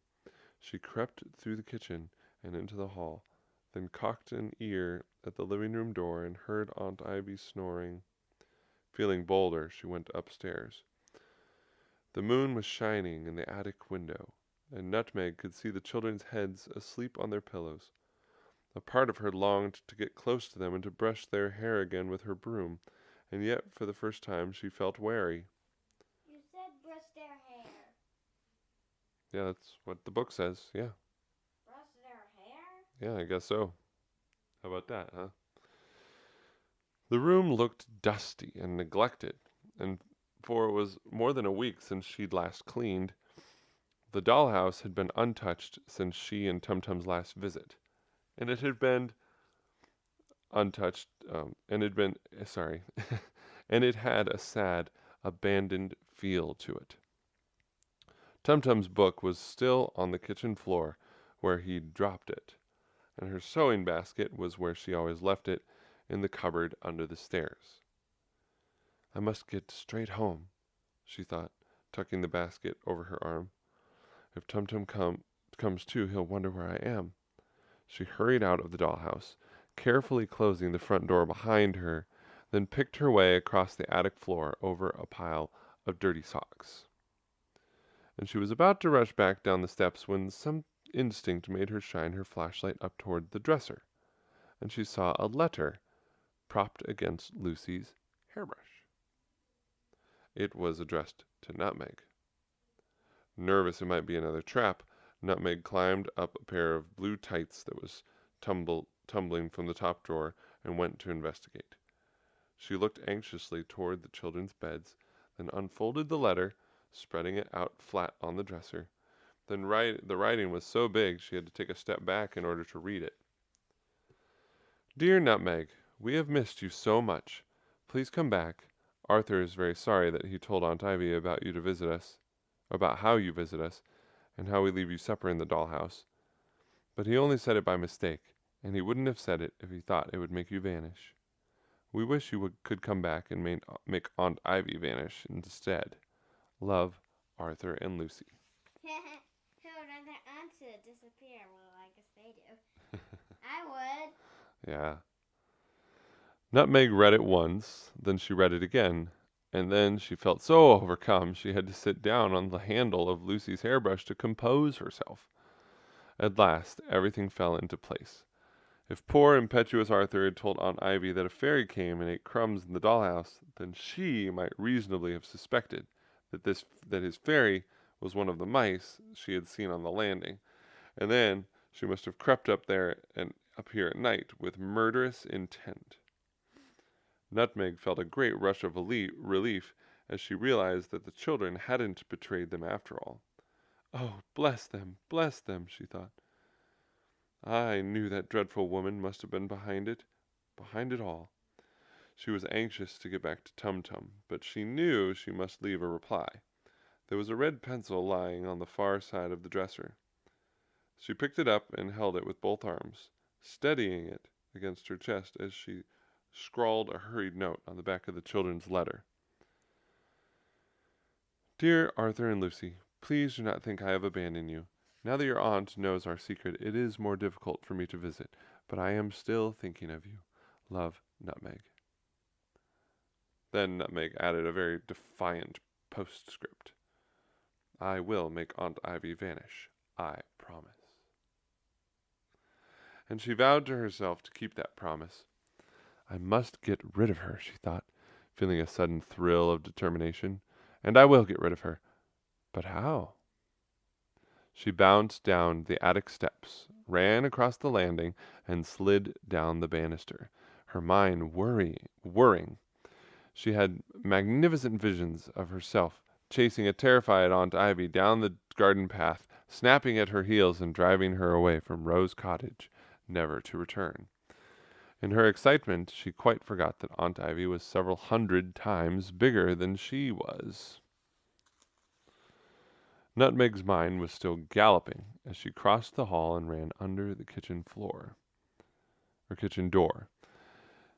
It was galloping so much that she didn't notice the light had been turned on. We'll show her who's boss, Nutmeg thought as she sauntered jauntily across the floor. Tumtum will get better, and then we'll let her know who owns this place.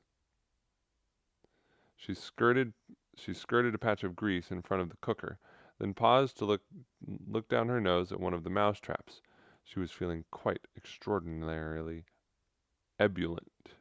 I don't know what that means.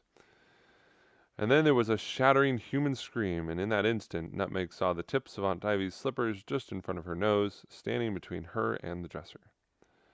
Nutmeg stopped dead in her tracks. She knew Aunt Ivy would do something dreadful, yet she felt unable to move.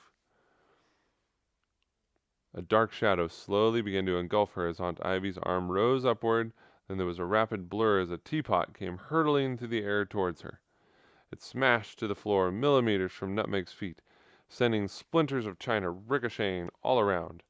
Senseless with panic, she hurtled right over Aunt Ivy's slippers and ran straight under the dresser, with her sewing basket swinging wildly back and forth on her arm. Oh, what a fool I am! What a fool! She thought as she wrenched open the gates. Now she knows where we live! She'll be back for us again. She'll pull out the dresser. She'll find Nutmouse Hall. No sooner had Nutmeg turned the key in the padlock than there was a fierce shaft of light. Aunt Ivy was on the floor, shining her flashlight directly on her. Nutmeg threw herself back from the gate, out of sight. But it could make very little difference now. Aunt Ivy knew where they lived. Uh-oh. Didn't you say 2 chapters? Dun Yes. dun dun. Dun dun dun. Chapter 8. Nutmeg stood shaking in the broom cupboard as Aunt Ivy pulled and heaved at the dresser. At one point, she made it lurch so far forward that all the plates fell off and smashed on the floor. Holy cow.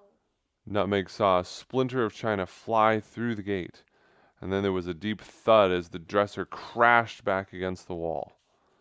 Exhausted, Aunt Ivy stood a while, cursing under her breath. She had seen where Nutmeg went, so she was no longer in any doubt that the funny metal grate was some sort of mouse hole. She wanted to block it up so the mice would be imprisoned in their lair and slowly starve to death, but the dresser was too heavy for her to move. She pondered a while, then had an idea which pleased her so much that she said it out loud. Gas, she announced, clapping her hands together with glee. I'll pump poisonous gas under the dresser, straight into their filthy little hole. We'll see how they like that. And just thinking about it made her feel much more cheerful. On the other side of the door, Nutmeg listened in terror. Gas, gas, she said to herself, quaking. She imagined clouds of foul blue poison being pumped through the gates, curling in under the front door, and advancing through Nutmouse Hall room by room, slowly choking her and Tumtum to death. Beside herself, she ran inside and locked the front door behind her, putting the draft excluder in place. Then she raced around each of her 36 rooms, upstairs and down, locking all the windows and drawing all the curtains. She found a roll of masking tape in the butler's pantry and darted back to the hall, using it to seal around the frame of the front door. But she knew it was hopeless. The gas would find its own way in. It would advance through the joints in the window frames. It would creep in through the pipes and belch from the taps. It would diffuse down the chimneys. We must escape, she thought, but Tumtum was much too ill to be moved. The upheaval would kill him, even if the gas didn't. Numb with dread, she went back to her husband's bedside. He was sleeping, and his face looked pale and sallow. All night long, the distraught Nutmeg sat beside him, wondering what to do. If only Tumtum were himself, she felt sure he would be able to think of something, but his mind was still wandering, and when he opened his eyes, he appeared not to recognize her. Oh, what is to become of us? Nutmeg thought hopelessly. Tumtum's delirious, and Aunt Ivy might strike at any time. She put her head in her paws and closed her eyes tight, trying to shut out the horror. Their chances of survival seemed horribly slim. But the truth is that Aunt Ivy had no idea what sort of gas to use, nor where to buy it. The only deadly gas she knew about was cyanide, and she imagined it might be hard to come by.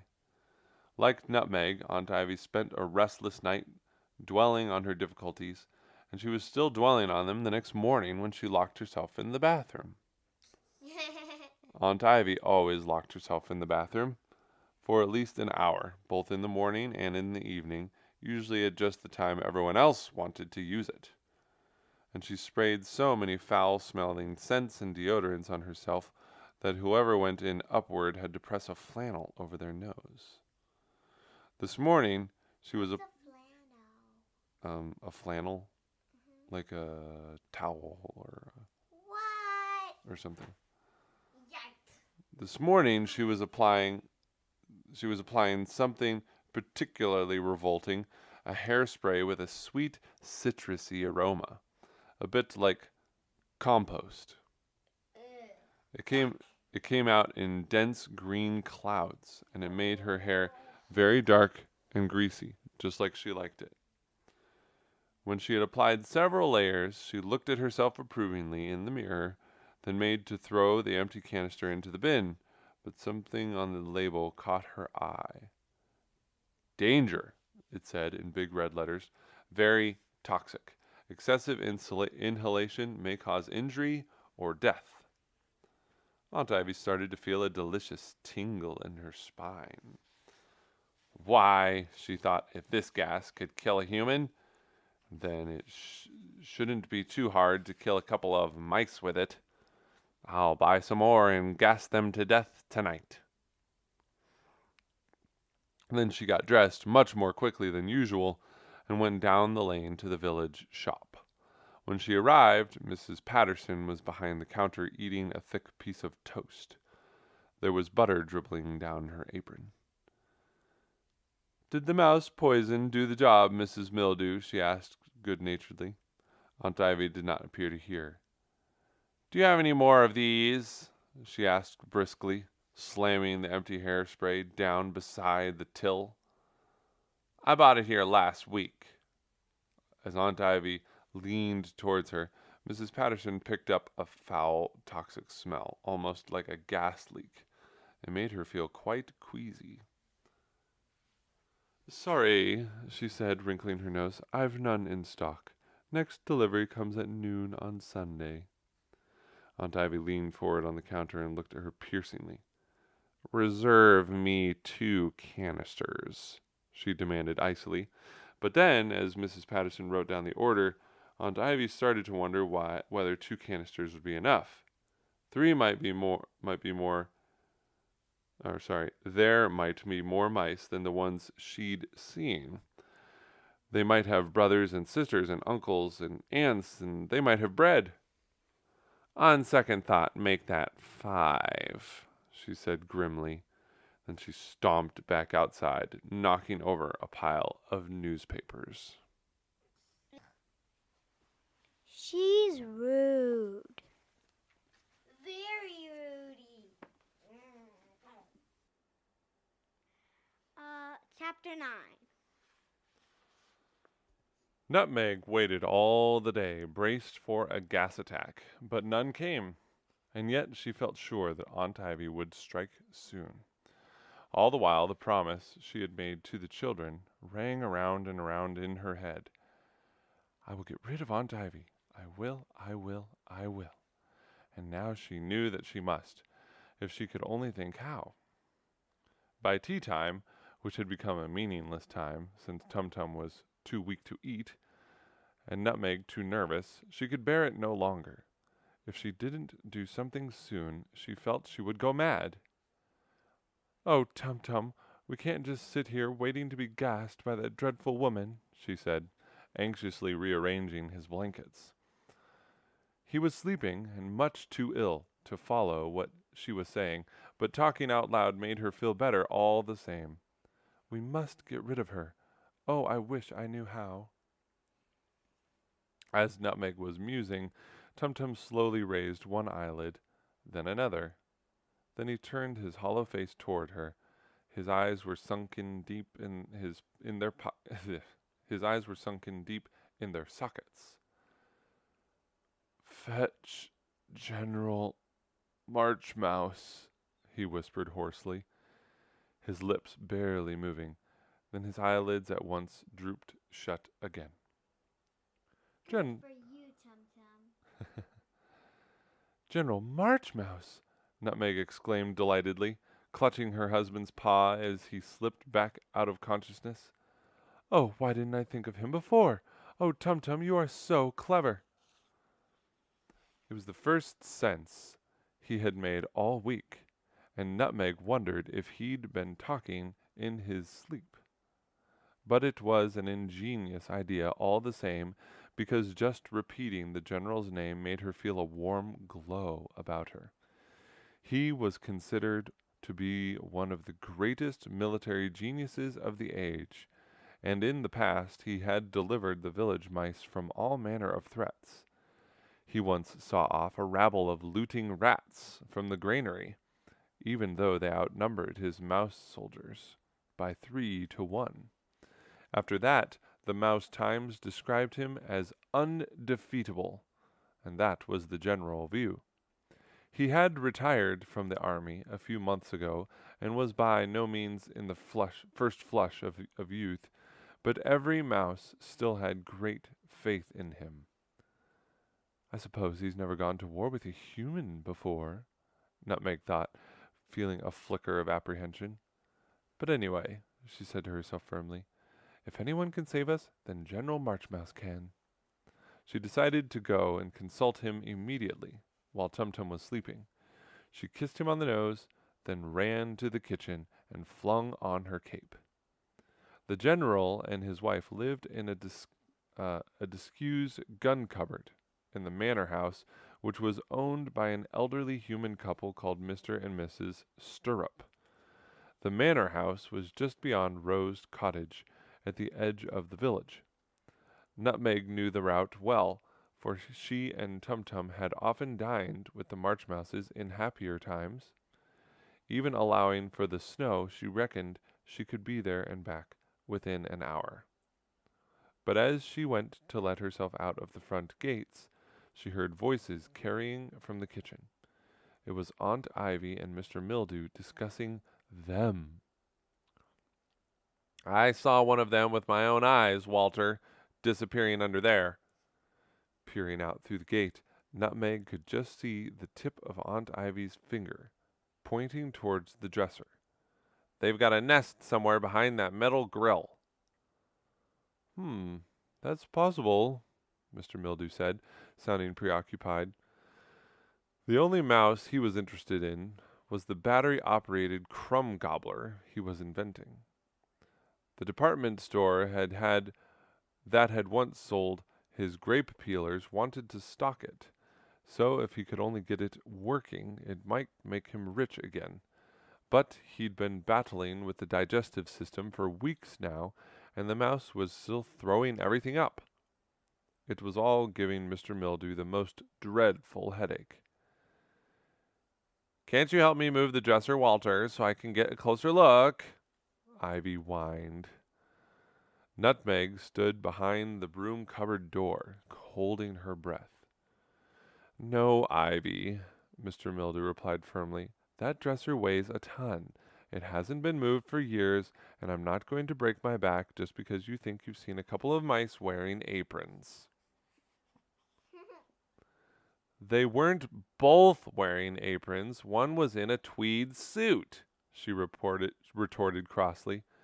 "Anyway, I'll be getting rid of them on Saturday." "Will you?" Mr. Mildew said vaguely. "Yes." Actually, the mice will be getting rid of her. You think so? We don't know the story, Everett. Yeah.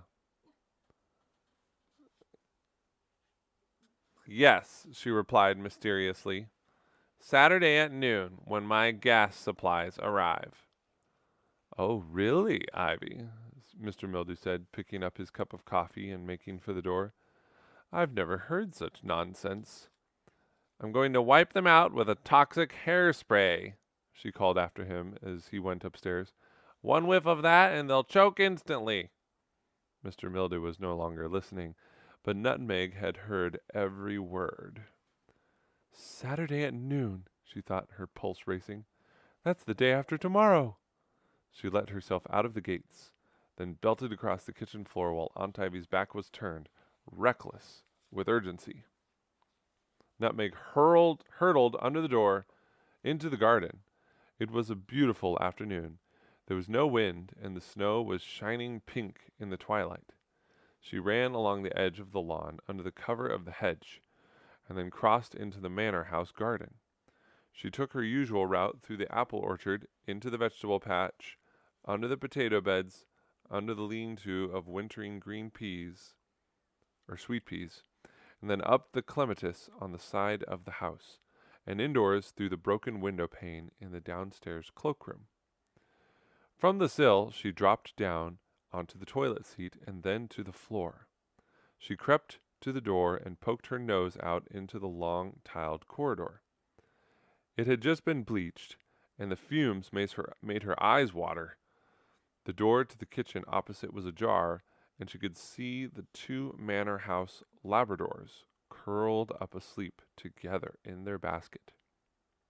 When General Marchmouse had first moved in, the dogs had been notoriously ill-mannered, and had growled and snapped at the General's dinner guests.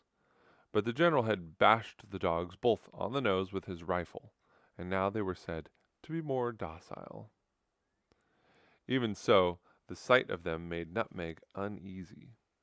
So she tiptoed past the kitchen door and then ran down the corridor as fast as she could, skidding and scuttling on the polished tiles until she finally came to the gun room, which was the last door on the right. The gun cupboard was a handsome oak chest, nearly 6 feet tall. There were no guns in it now, as Mr. Stirrup had given up shooting when his eyesight started to fail, so the Marchmouses had the whole cupboard to themselves. "Thank goodness they're at home," Nutmeg thought, seeing the light from inside glinting out of the keyhole. She crept around to the back of the cupboard, where the Marchmouses had carved out their front door.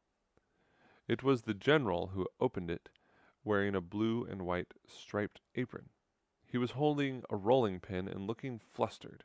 His face was red, and his whiskers were covered with flour. "Mrs. Nutmouse," he said delightedly, "come in, come in. What a nice surprise." He drew her into the hall. There were spears and shields hanging on the wall, and above the fire there was a glass cabinet containing a stuffed cockroach that the General had shot himself. Well, that would be kind of like us hunting a deer or something like that, you know? Yes, I know, we hate cockroaches. Imagine a cockroach as big as a deer. Well, I mean, to them, it's... Oh, never mind. He propelled her through the kitchen, where his wife was whisking eggs. He looked flustered, too. "We're expecting 11 of my brother officers for dinner," the general explained importantly, "and I'm in command of the fish pie." He sat Nutmeg down at the kitchen table and started debriefing her as to his recipe. Salmon, cod, king prawns, nutmeg, mature cheddar, a sprinkling of salt and pepper. On he boasted, hardly seeming to notice Nutmeg's distraught expression. But Mrs. Marchmouse saw it at once. "Hush, darling," she urged her husband. "Mrs. Nutmouse has something to tell us." The general finally drew breath, and Nutmeg was able to let the whole dreadful story tumble out. Trimming over her words in haste, she told them how Tumtum was lying at home delirious and poisoned, and about the dastardly Aunt Ivy, and how she was plotting a gas attack at noon on Saturday. And Nutmeg told them of her fears that in Tumtum's present condition even the slightest whiff of one of Aunt Ivy's grotesque hairsprays might kill him. Listening to the drama, Mrs. Marchmouse's eyes glazed with horror, while the general's eyes began to blaze. "An adventure," he thought, feeling his heart stir. The general was a mouse who lived for adventures. They were his life blood, his first love, and since retiring from the army he had found them surprisingly hard to come by. "What luck!" he thought as Nutmeg finished her terrifying tale. "A war zone just next door in Rose Cottage." In his mind he could already hear the thud of the cannonballs and the smell of the gunpowder. "Oh, General Marchmouse, do you think you could help us?" Nutmeg asked plaintively. "Oh, yes, Mrs. Nutmouse," the general said heartily. "I shall assemble an army to repel her. We shall fight from the beams. We shall fight from the rafters. We shall hurl hand grenades from coffee cups. We shall fire machine guns from the fruit bowl. We shall never surrender." Then he thumped his rolling pin down on the table with a mighty crash. Nutmeg felt very reassured. He sounded like a mouse who meant business.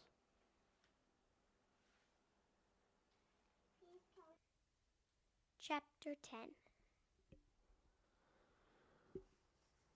The general had never taken on a human before, and for all his high spirits, he knew he had quite a fight on his hands. Now that he was retired, he kept little ammunition about him, and he would be hard-pressed to get hold of any more at such short notice. And even if he could, he suspected it would be of little use. The Royal Mouse Army's guns would be much too small to wound a human. A whole round of machine gun fire would barely even scratch an adult's skin.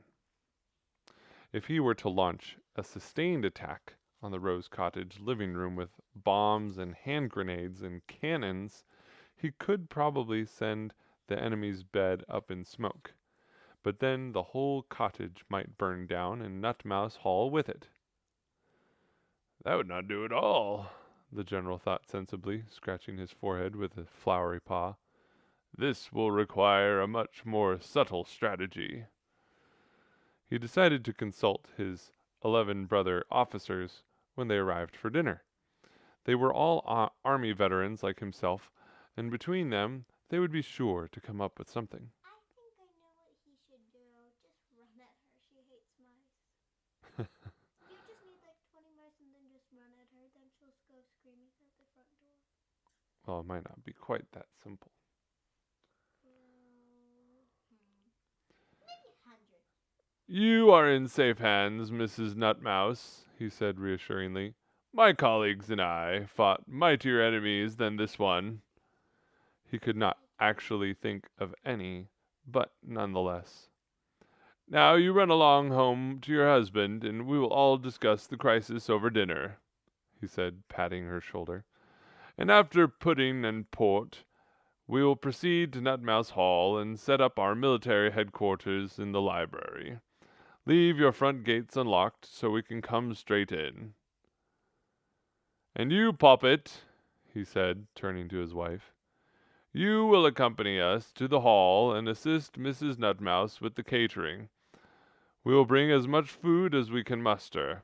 We must be prepared for a siege. Is that clear, ladies? He asked when he had outlined the plan. Oh, yes, they chorused, for the general always spoke clearly.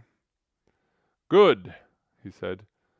Now, synchronize watches. It is just gone 28 minutes before 1700 hours. Mrs. Nutmouse, you can expect us to arrive at 2100 hours precisely. What In time is that? That's 9 o'clock p.m. That's late.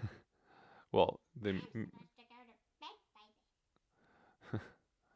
in actual fact, by the time General Marchmouse and his party trooped through the gates of Nutmouse Hall, it was nearly 10 o'clock.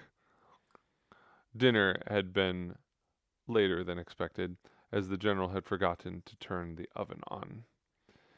Each mouse was dressed in his red and green military uniform and carrying a big canvas kit bag and an assortment of ammunition. General Marchmouse was the most generously armed. He had a pistol in a holster on his belt and a long string of grenades looped around his chest. Another officer, a peppery gray mouse called Colonel Acorn, was carrying a sword in a silver scabbard encrusted with little red jewels. Mrs. Marchmouse was bringing up the rear, trundling a smart shopping trolley that her husband had made for her out of one of Mr. Stirrup's matchboxes. He'd painted the box blue, and for the wheels he'd used two big yellow buttons, borrowed from Mrs. Stirrup's sewing basket. The trolley was full of provisions. There was bread, butter, milk, eggs, the remains of the fish pie, a cold leg of lamb, a tin of shortbread, 24 freshly baked scones, and a chocolate cake with crystallized cherries on it. There were also some cans of peaches and pineapples and a box of strawberry creams. Did you get any trouble getting across the kitchen? Nutmeg inquired, taking their coats in the hall. No trouble at all, the general said breezily. The enemy is lying low. Nutmeg felt a pang of unease at hearing him sound so jaunty. She knew Aunt Ivy wouldn't lie low for long. Mrs. Marchmouse disappeared into the kitchen while Nutmeg led the men to the library. They swiftly took the place over. General Marchmouse hung a sign saying "War Room" on the door, and then the officers started rearranging the furniture. The sofas and chairs were all pushed back against the wall, and Tumtum's desk was pulled into the middle of the room and covered with toy soldiers. Then the general and his officers started shuffling the soldiers back and forth and helping themselves to Tumtum's cigars. They were enjoying themselves immensely. It was just like old times, when they had all been in barracks together. But as Nutmeg bustled in and out of the library bearing trays of cake and cocoa, she felt more and more agitated. The night was stealing away, and Tumtum was tossing feverishly on his chaise lounge, his health still in grave danger, but the officers in whom she had placed such faith were behaving as though they were on vacation.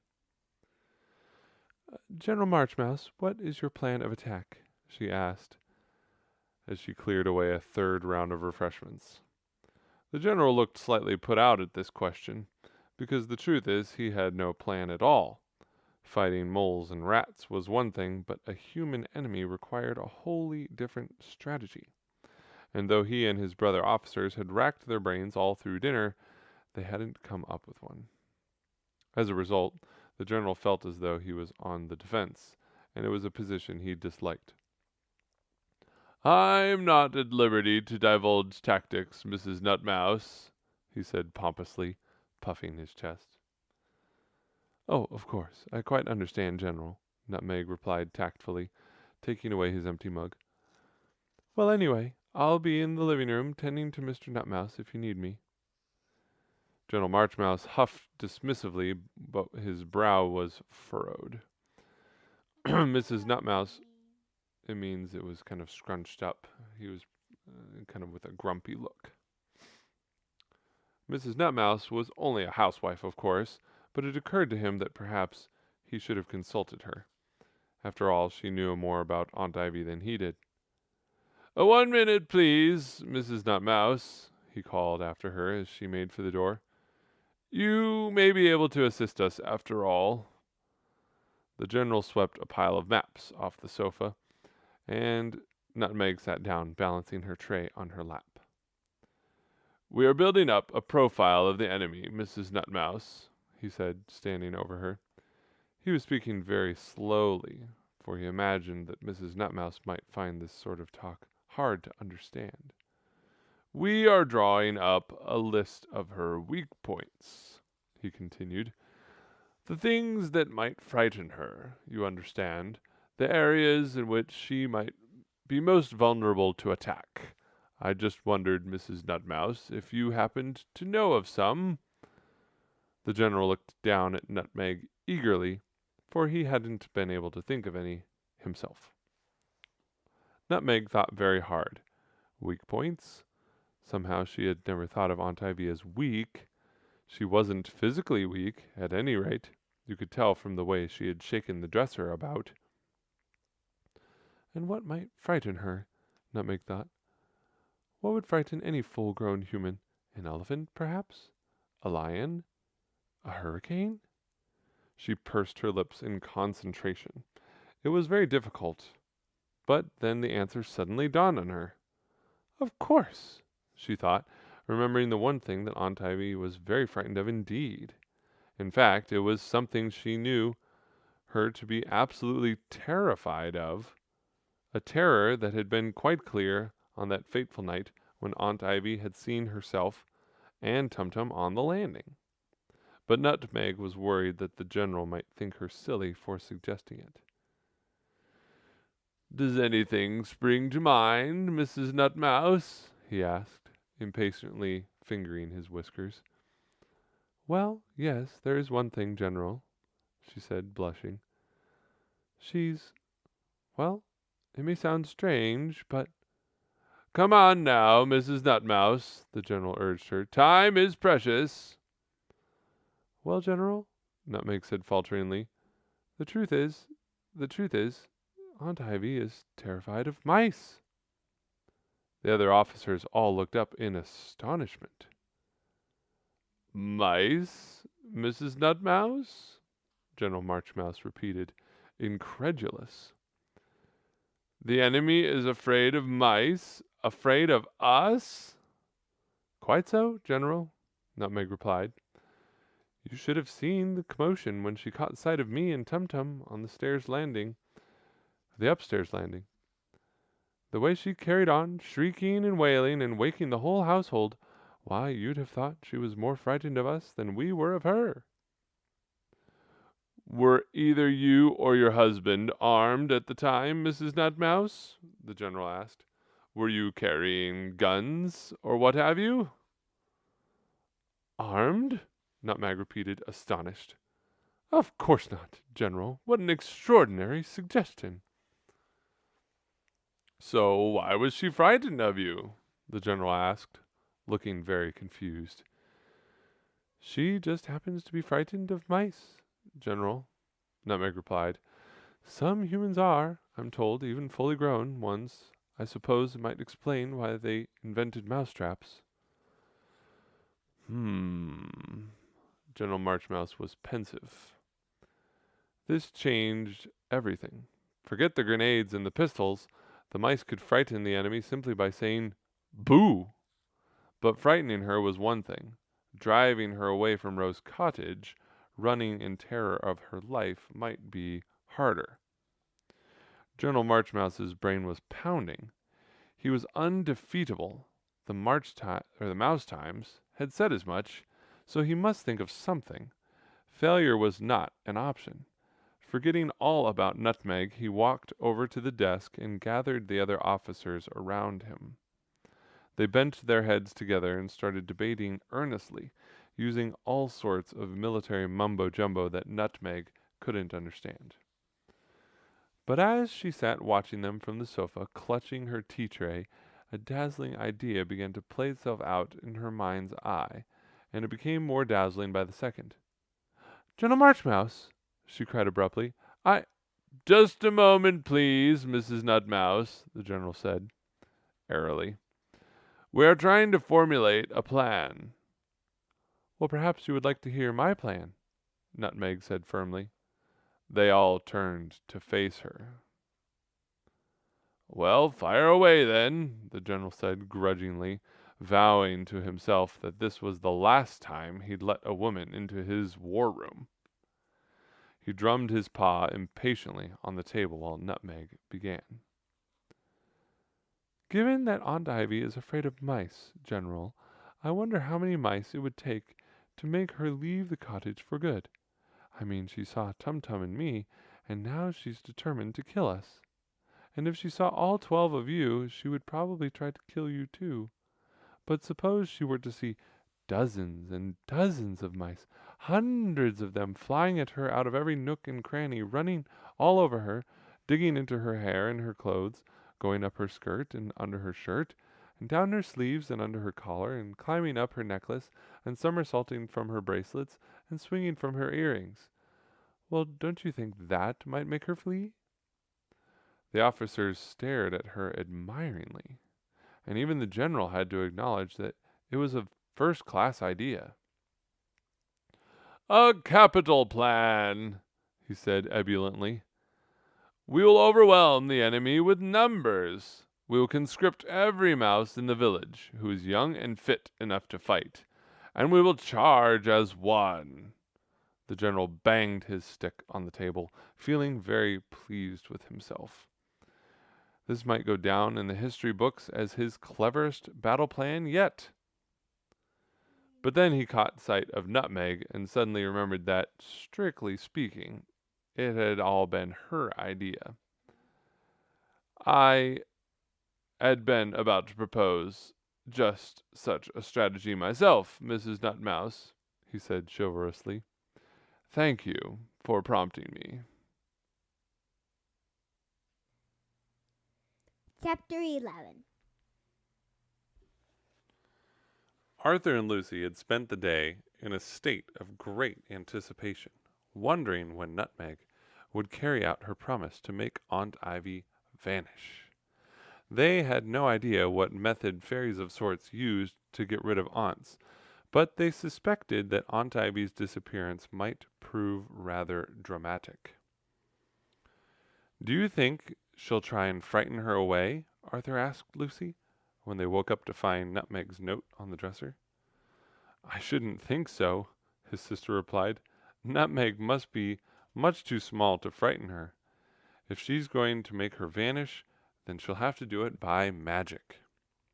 She'll probably just wave a wand and make her disappear in a puff of smoke."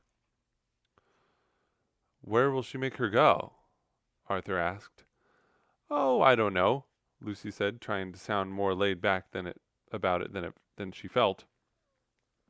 "If she's feeling merciful, she might just magic her back home to Scotland. But perhaps there's an especially horrid place where fairies magic away all the people they don't like." Arthur shivered.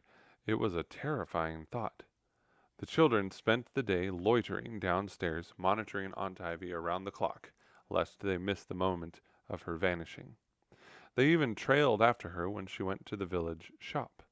But they made sure never to get too close, as they expected she might go up in smoke at any minute, and they were frightened of getting singed. And yet, by supper time, she was still there. She spent the evening sitting at the kitchen table, filing her nails and ranting about how she was going to exterminate Rose Cottage's rodents by squirting citrus-scented hairspray under the dresser. By the time the children climbed up the attic stairs to go to bed, they were beginning to feel quite despondent. Nutmeg had had a whole day to make Aunt Ivy vanish, so why hadn't she done it? You do think she can do it, don't you? Arthur asked tentatively. But by now, even Lucy was starting to have doubts.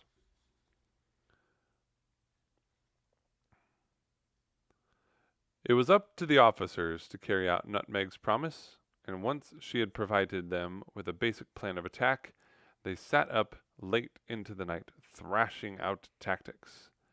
Shortly after midnight, the General and Colonel Acorn went to make a reconnaissance of the ground floor of the cottage, which they now referred to as the battle zone.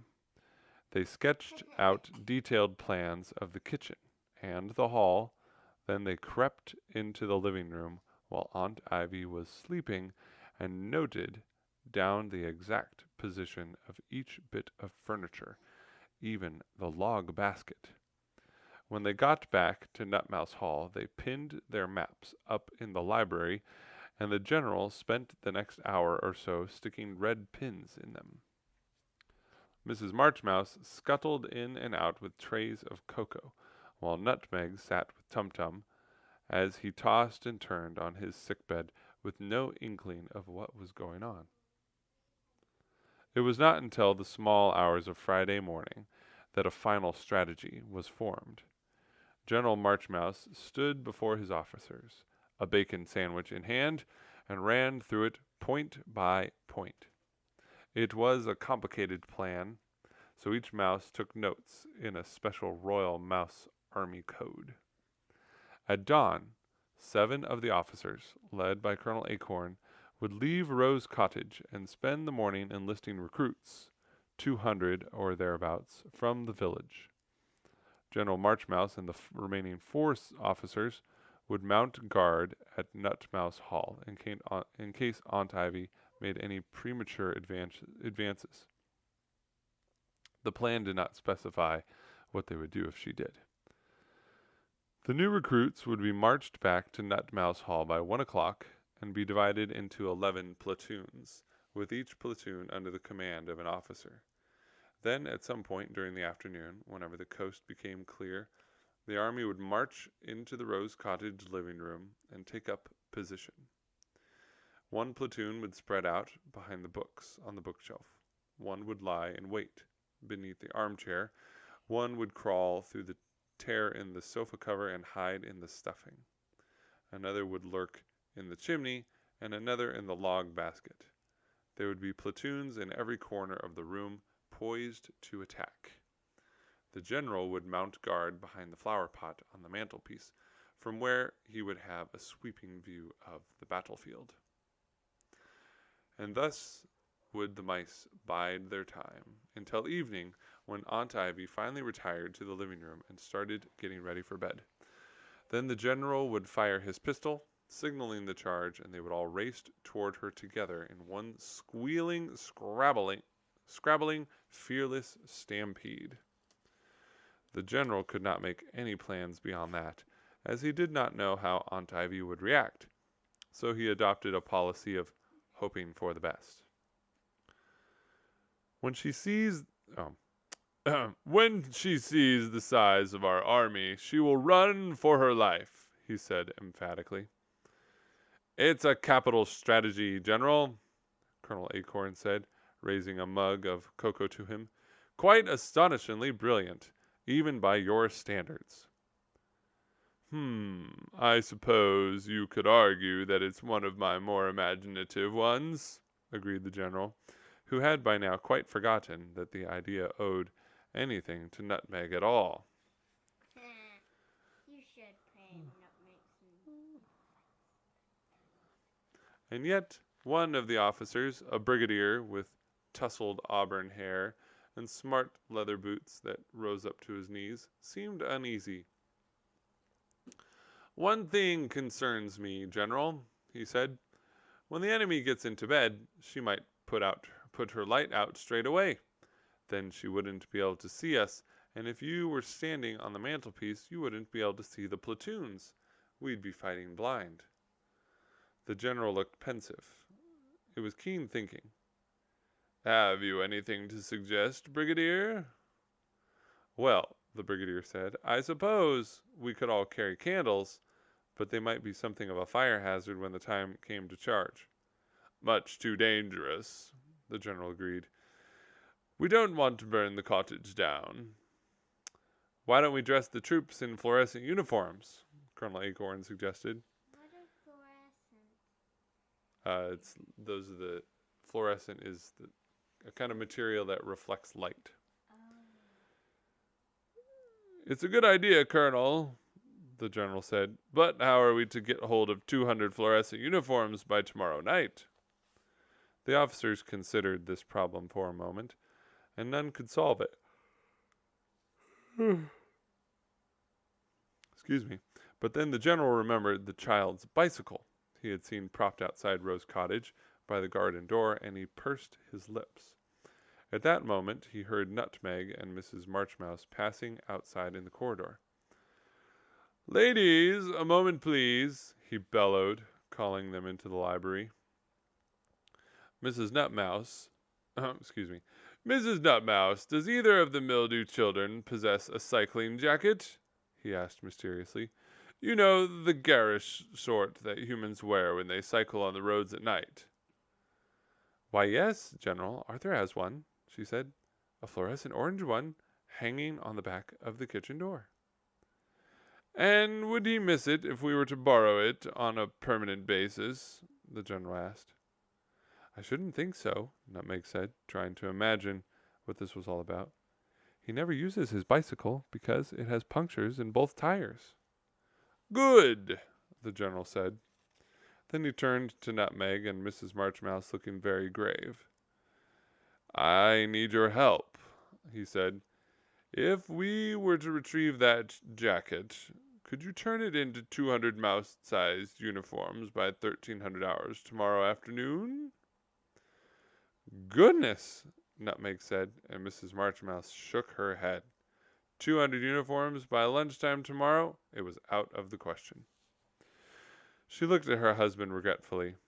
I'm sorry, darling, but even if we worked non-stop, we could probably only manage 5 uniforms by then. Sewing trousers and jackets isn't as easy as it looks, you know. There's the legs and the sleeves and the hems and the cuffs and the... Yes, I understand all that, Poppet, the general interrupted, even though he really didn't understand at all. But what about something less ambitious? Armbands, let us say. Could you make 200 fluorescent armbands by tomorrow afternoon? Oh, yes, Mrs. Marchmouse said eagerly. We could run up 200 armbands in no time, couldn't we, Mrs. Nutmouse? Of course, Nutmeg agreed. They wouldn't even need hemming. Excellent, the Nutmeg cried, rubbing his hands together. You mean General Marshmouse? You said Nutmeg. Sorry, the General Marchmouse, yes. The general cried, rubbing his hands together. Then he turned back to face the officers. Very well, gentlemen. From now on, we shall refer to this operation as the Charge of the Bright Brigade, after that glorious human battle that took place in... The general looked around, hoping someone might prompt him, but everyone looked blank. Oh, well, he said hurriedly, in the days of Queen Victoria. The officers supposed the general was thinking of the charge of the Light Brigade, which happened not to have been very glorious at all. But they did not want to contradict him, so the charge of the Bright Brigade is how the operation became known. The charge of the Bright Brigade, Colonel Acorn cried, raising his sword high in the air. And then all the other mice cried it, too, except for Nutmeg, who had already dashed off to find her sewing basket. The cycling jacket had been left on a coat peg, high up on the kitchen door, but the officers managed to reach it by climbing up the strings of an apron that had been hung beside it. Then they teased it off the peg and dragged it back under the dresser. Colonel Acorn used his sword to cut it into little pieces, small enough to fit through the Nutmouse's front gates. Then they carried all the fragments into the living room of Nutmouse Hall, where Nutmeg and Mrs. Marchmouse got to work with their scissors. The lady mice worked without pause, sitting by Tumtum's bedside. Now Nutmeg longed to shake Tumtum awake and tell him that General Marchmouse was going to rouse a whole army to save him, but he was much too weak to take such excitements on board. Some of the officers managed to grab a few hours of sleep during what remained of the night, stretched out on soft leather chairs in the library. But at the first hint of dawn, the hustle and bustle began. Colonel Acorn and his party set off for the village to round up the troops, and the other officers waited tensely for their return, pacing back and forth in the war room. As the minutes ticked by, the atmosphere in Nutmouse Hall thickened. By the time the living room clock struck 1, Mrs. Marchmouse and Nutmeg had assembled some 220 or so armbands. They ran up a few extra ones just for good measure. But Colonel Acorn had not come back, and by the time the clock struck 2, General Marchmouse had shuffled his toy soldiers back and forth so many times that his eyes were beginning to boggle, and there was still no sign of the troops. Finally, at 3:10, the officers heard a loud commotion outside. The general straightened his beret and marched out of the front door toward the gates, and through them he saw a great rabble of troops, their cold noses glinting softly in the gloom beneath the dresser. He tried to count them, but couldn't. There were scores, hundreds of them, a multitude of excitement, jabbering rodents. The general peered eagerly into the crowd, picking out faces. There was the baker, armed with a rolling pin. There was the fireman, carrying his hose. There were the school mice, brandishing water pistols. And there was the police mouse with his club. The whole village had turned out on Tumtum's behalf. "It's an army," the general thought, ecstatically. "It's an infestation, and I, the undefeatable General Marchmouse, am in sole command." That's a little bit rude. "Hello there, General," Colonel Acorn cried, pressing his nose through the gate. "Quite a crowd we whipped up this morning. 203 at last count. Sorry we couldn't get back earlier, but that mildew fellow was loitering about in the kitchen, burning toast by the smell of it, and we had to wait ages before it was safe to march everyone across." "Good work, Colonel," the Nutmeg replied, brusquely pulling open the gates. Nutmeg. I said the general. No, you said the nutmeg. I did not. Okay, maybe I did. The general replied, brusquely pulling open the gates. The officers came through first, then the village mice surged after them, chattering raucously. They were herded into Nutmouse Hall, then straight through the ballroom, where they were divided into platoons, and each allocated an armband. Finally, General Marchmouse climbed up on top of Tumtum's concert piano to make a rallying speech. "Quiet, please," he bellowed, stretching back his shoulders. "Quiet, please." The general did not like shouting.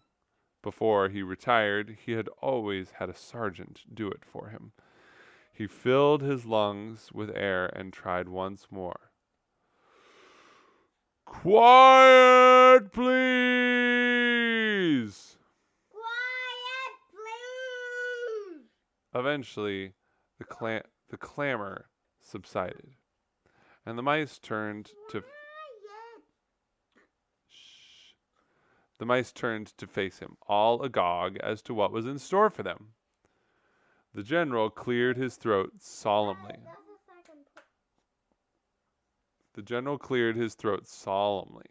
He always addressed his men before a battle. He felt it good for morale, and he was especially pleased. Morale is it's kind of like your mood. Like, are you in a good mood? Are you feeling spirited? Are you feeling like encouraged about what you're about to do, or are you feeling kind of down in the dumps? So morale is basically the general feeling or level of emotion.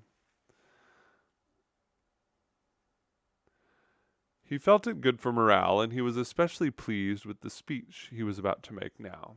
He had been rehearsing it secretly in the billiards room. Mice, he began slowly, you are gathered here today to face an enemy greater than any of us has ever faced, and crueler than any of us has ever known. But the purpose of our expedition is not to injure, nor to maim. It is simply to be seen. The enemy is deadly, but her weakness is fear of us. And if she sees enough of us, leaping out from the bookcase, springing from the windowsill, descending from the chimney, spilling out of the stuffing in the sofa, deluging her from every corner of the room. Deluging? Deluging. Deluging refers to as, it means overwhelming or smothering. The general paused for effect. He needed to make his strategy sound more foolproof than it was. Well, then she is bound to retreat. One of the mice, standing toward the back of the crowd, raised a grubby paw. Is that why we're wearing these armbands, General, so we can be seen? That is correct, young man, the general replied. We shall be charging the enemy by night, and her den may be ill lit. The armbands will ensure that every one of us makes an impression. Be he large or be he small, every mouse among us must be seen. The general hesitated again. He was sure he had planned a much longer speech than this, but he had suddenly lost his thread. Flustered, he started to improvise. Mice, you've come here as volunteers to defeat an enemy and avenge a friend. As you march into battle, think upon what has befallen our beloved Tumtum, lying wretched and immobile on his chaise lounge. And think upon the consequences if Aunt Ivy remains untamed. At noon tomorrow her gas supply will arrive, and what hope for Tumtum then? But remember, above all, that this is not merely a battle of mice against man. It is a battle of right versus wrong. It is a battle of courage versus cowardice. General Marchmouse had become very red in the face and was starting to wheeze. He drew his sword from his scabbard and flourished it wildly in the air. It is the charge of the Bright Brigade. A deep volt of electricity surged through the army. Punching the air with their bright orange sleeves, the soldiers chorused back the war cry, The charge of the Bright Brigade! And there was not a mouse among them who was not longing for it to begin. Chapter 12. There followed a tense few hours as the mice waited for an opportunity to march unseen into the Rose Cottage living room. Colonel Acorn and the Brigadier mounted guard at the gates of Nutmouse Hall, monitoring the constant comings and goings on the other side of the wall. All afternoon Aunt Ivy sat at the kitchen table, filing her nails and drinking a foul-smelling herbal tea. The children appeared at 5 o'clock to make some toast, and took it away without a plate. After that Mr. Mildew came and scavenged in the fridge, then retreated back upstairs with some canned ham and half a banana. Fascinating, isn't it? Colonel Acorn said, peering through the bars. These human creatures don't seem to sit down to meals like we do. They graze like cows. Colonel Acorn and his wife lived behind the flour bins in the village shop, so he seldom saw humans in their domestic habitat. Yes, most odd, agreed the Brigadier, but mine aren't at all like that. The brigadier lived in the airing cupboard of a grand house on the other side of the village, and he was rather proud of his humans. They had dinner in a dining room, by candlelight, and they had a maid to wait on them. I believe that some humans have higher standards than ours, he concluded thoughtfully. The general agreed this was probably true, and then they both held their noses as Aunt Ivy started smoking a menthol cigarette. Ew. Yeah. I don't like those. They look like tiny bottle cans, whatever. Back in Nutmouse Hall, the ranks were beginning to feel restless. They had been buoyed up by General Marchmouse's speech, but 2 hours later they were still cooped up in the ballroom. Mrs. Marchmouse was scurrying among them, dispensing cups of cocoa, and as it warmed them up they felt more boisterous than ever. "When can we be off, General?" was the constant cry, and the General wished he could answer. But there was nothing to do but wait. He checked his watch constantly. 5 o'clock, 6 o'clock, 7 o'clock, and still no go-ahead from the officers at the gate. Eventually, shortly before 9, Colonel Acorn reappeared. "All clear, General," he reported excitedly. "Aunt Ivy is in the bath. Mr. Mildew is in his study, and the children have gone to bed." The General turned to face the troops. "Arise!" he roared magnificently. "The time has come to show the enemy what we're made of." The mice at once scrambled to their feet and were briskly marched outside. Nutmeg and Mrs. Marchmouse stood in the hall watching them go. A lieutenant brought up the rear and slammed the door shut behind them. Then Nutmouse Hall suddenly felt terribly quiet and still. A green felt cap lay on the flagstones in the hall, dropped by one of the schoolmice, but otherwise the army had left no trace of itself.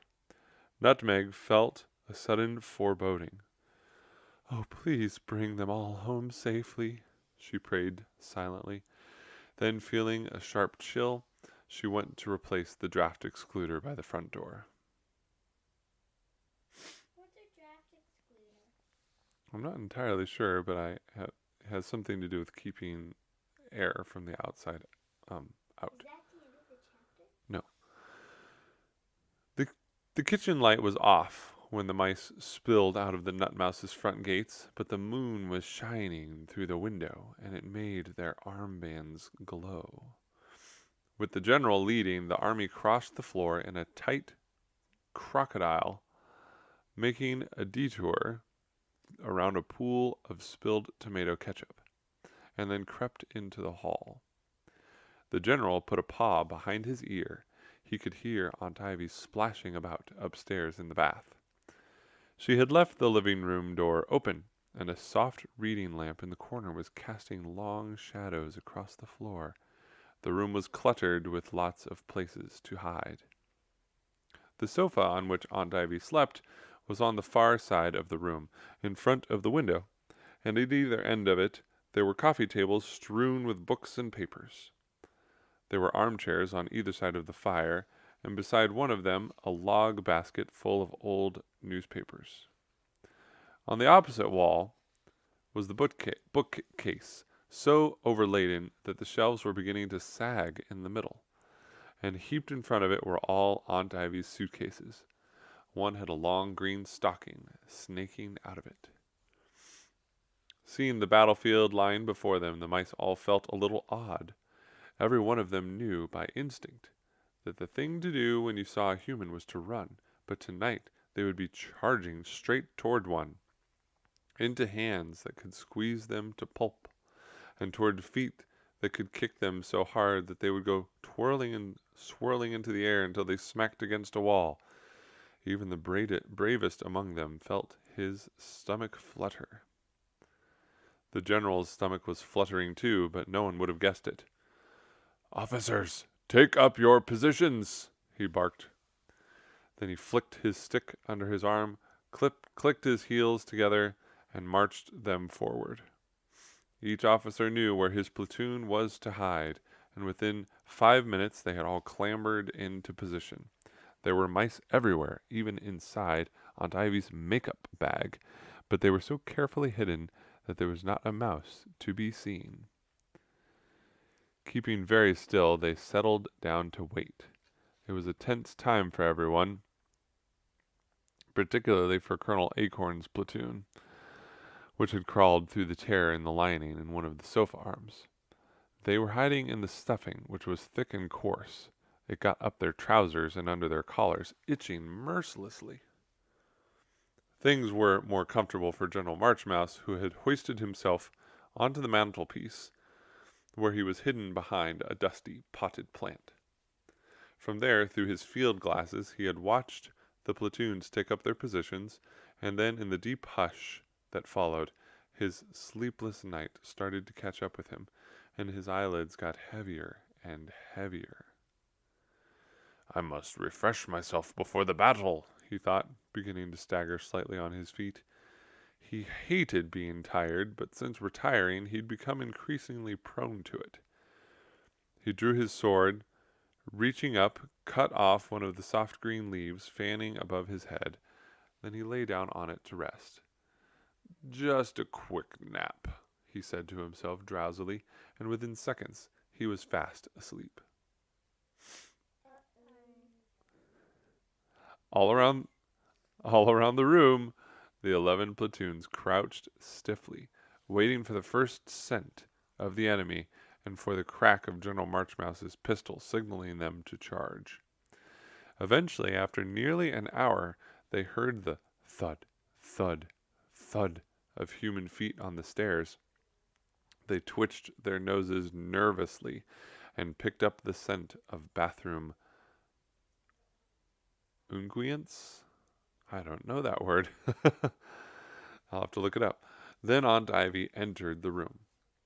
The door made a loud creak as she pushed it to behind her, but not loud enough to wake the general, who was in a deep, deep sleep, dreaming of all the glorious battles he'd won in his youth.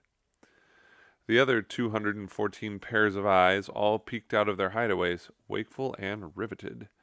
She was dressed in dark green pajamas with a red robe tied tightly at the waist, and she had a thin gold bracelet and a necklace of fake pearls, each the size of a mouse's head, and a silver lizard hanging decoratively from each ear. Aunt Ivy always wore a lot of jewelry, even in bed.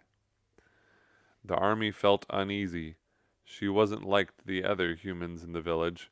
There was something creepy about her, almost reptilian. Aunt Ivy walked toward the window and tugged the curtains tighter together. The platoon on the sill cowered back into the shadows as one of her pink fingernails poked through the gap. Then she walked toward the bookcase and started digging about in one of her suitcases. There was a platoon of mice hiding in the bottom of it, and one of them felt her finger brushing the back of his jacket. Eventually she found what she was looking for, a tortoiseshell hand mirror and a pair of metal tweezers. She kicked off her slippers and lay back on the sofa, then started plucking the little gray hairs from her chin. Aunt Ivy did this once a fortnight, and it was very tedious and fiddly. As she held the mirror up to her face, she screwed up her eyes, stuck out her tongue, and stretched her legs right out, pressing her feet against the arm of the sofa. Her toes pushed Colonel Acorn's platoon deeper into the stuffing, squashing the mice so tight they could barely breathe. "Why the devil doesn't the general give the signal to charge?" the colonel wondered despairingly. At that moment, Aunt Ivy's big toe wriggled its way right through the hole in the lining, and he saw a gnarled toenail heading straight toward him. The colonel squirmed, frantically trying to get out of its path, but he was trapped in the stuffing, barely able to move. The nail advanced on him like a tank. He watched it loom nearer and nearer, dizzy with dread, and then just as it was about to squash his nose, he opened his mouth and sank his teeth into Aunt Ivy's skin. Chomp! He got her just below the toenail and bit in so deep he had to wrestle his jaw free with his paws. For a split second, nothing happened, and the colonel wondered if he hadn't dreamed the whole thing. But then there was a sudden shriek. "Fleas!" Aunt Ivy cursed, rubbing her toe, and she was about to face something much more alarming than that, for her cry had awoken the general, who was scrambling to his feet, frantically fumbling for his field glasses. Standing beside the flower pot, he quickly took stock of the battlefield. He saw the brigadier peeking out from behind a botany encyclopedia on the bookshelf. He saw the glint of a sword in the log basket, and the soft glow of 12 fluorescent mice crouching up the chimney. With adrenaline coursing from his head to his tail, the general rushed forward to the rim of the mantelpiece and fired his pistol in the air. The battle had commenced. Chapter 13. Nursing her toe on the sofa, Aunt Ivy did not hear the general's pistol go off, as the gun was smaller than her fingernail. But the mice heard it loud and clear, and as the explosion echoed around the room, they sprang from their hiding places, shouting, "Charge!" and ran. Yeah. And they ran madly toward her. She sat mesmerized, her eyes darting left and right, as the full might of General Marchmouse's army appeared before her out of thin air. First she saw little orange lights on the bookshelf. Then a dozen fluorescent mice flew from the shelves. She saw mice bursting from the windowsill and the waste paper bin and the log basket. She saw them spilling out of the chimney and springing from her suitcases and pouring out from beneath the armchair like a flood.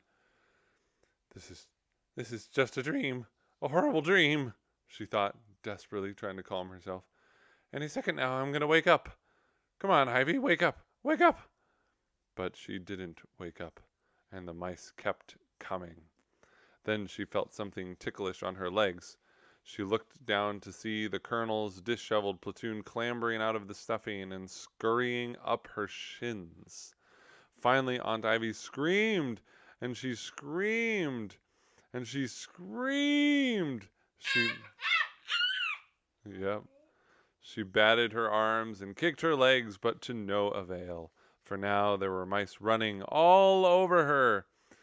They scuttled up the sleeves of her dressing gown and down the collar of her silk pajamas. They burrowed underneath the towel on her head, tickling her scalp with their claws. They hung from her bracelets. They somersaulted like acrobats on her necklace. Staggering to her feet, she caught a glimpse of herself in the mirror above the fireplace. There were mice perched on her shoulders. There were mice nuzzling her ears. There was even a mouse clambering onto her forehead. And there, standing boldly on the mantelpiece, was a mouse carrying a gun. This must be a dream, Aunt Ivy thought. It must, it must, it must. Suddenly, there was the sound of footsteps in the hall. Right under Aunt Ivy's nose, General Marchmouse pointed his pistol in the air and fired it 3 times, signaling the retreat. His bullets hit the ceiling, but they were too tiny to even graze the paint. The army scampered back to their hiding places so fast that by the time Mr. Mildew poked his head around the door a few seconds later, there was not a mouse in sight. "Ivy, what on earth's wrong with you?" he demanded. "Anyone would think you were being murdered."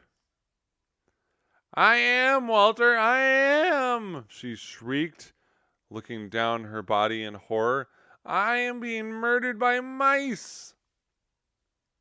"Mice? What mice? Really, Ivy, are you feeling quite all right?"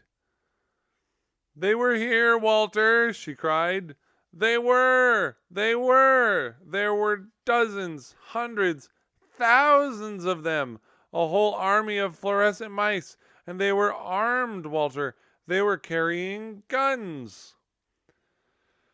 "Ivy," Mr. Mildew said gently, standing in front of the bookcase, inches from the brigadier's nose. It is late, and you are overtired. Try and get some sleep, And then if you're still feeling out of sorts in the morning, we'll go to the doctor and get something to calm your nerves." But Aunt Ivy was not listening to him. "It's your wretched children," she stammered, "leaving crumbs in the dollhouse, encouraging them, giving them ideas, breeding an infestation." "Now go to bed, Ivy," Mr. Mildew said firmly. Then he shut the door and went back upstairs. He supposed his poor sister-in-law was having some sort of turn, but he had spent another frustrating day trying to make his hungry house mouse work, and he was feeling less sympathetic than he might otherwise have been. The general waited tensely behind the flower pot, and when he heard Mr. Mildew's study door bang shut, he stepped forward and let off his pistol again to signal the second charge. All at once, the mice leaped back out of their hiding places and raced towards Aunt Ivy. They knew now that she was more frightened of them than they were of her, which made them even bolder. The brigadier climbed right up onto her long nose, and the colonel sat on her pointy chin. Then she shrieked. He could see right inside her mouth. "Goodness," he thought, looking at her huge tonsils and the deep black chute beyond. "If I were to fall down there, I might never get out again. I might have to live the rest of my life inside Aunt Ivy's stomach." He shuddered and jumped down onto her shoulder. Blind with terror, Aunt Ivy ran to the kitchen and fled through the garden door. "Walter! Walter, do something!" she shouted. She shouted as she stumbled across the lawn, her feet sinking into the snow. Then she tripped and collapsed under a pear tree, with 215 fluorescent mice scuttling all over her. Fearing Mr. Mildew might reappear, General Marchmouse stood on Aunt Ivy's forehead and fired his pistol 3 times again, sounding another retreat. As the mice were hurtling back into the kitchen, a light flashed on in the attic. Arthur and Lucy appeared at the window and peered down at their aunt in amazement. Then Mr. Mildew's head poked out of the window and on the upstairs landing. "Ivy, what exactly is going on now?"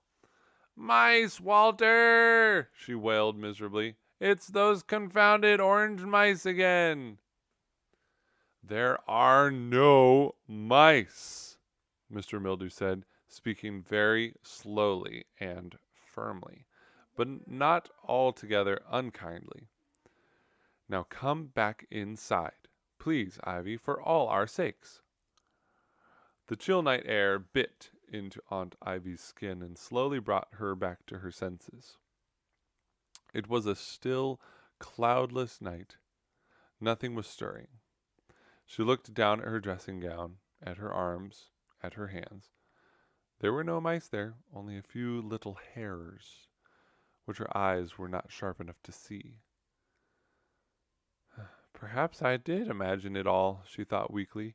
"Perhaps Walter's right. Perhaps I am going mad." "Now, come inside," Mr. Mildew called down again. Finally, Aunt Ivy got up and limped back toward the cottage. She hesitated a moment at the garden door, her hand trembling on the knob. "Pull yourself together, Ivy," she said to herself firmly. "There's no such thing as a fluorescent mouse. Walter was right. You are overwrought." Taking a deep breath, she walked into the kitchen, and from all around the room she was watched by hundreds of twinkling eyes. General Marchmouse had repositioned the army, or his army. As Aunt Ivy pulled the door shut behind her, she heard a rustling sound coming from the laundry basket. She swung around and saw something orange glinting through the wicker. General Marchmouse, who was standing on the oven, fired his pistol, and the mouse made their 3rd assault. Each platoon springing from a different hideaway. They came at her from the sink, from the vegetable rack, from the waste paper basket, from the teapot on the dresser. One platoon sprang out of a boot. But this charge was was much briefer than the others, for Aunt Ivy seemed so frightened that the general felt it unsporting to carry on very long, and he withdrew his forces after less than a minute. The army evaporated, but Aunt Ivy remained huddled on the doormat a while, too fearful to move. Then she walked across the room on tiptoes and gingerly picked up the telephone. The mice watched from their hiding places as she rustled through the telephone directory and then hurriedly dialed a number.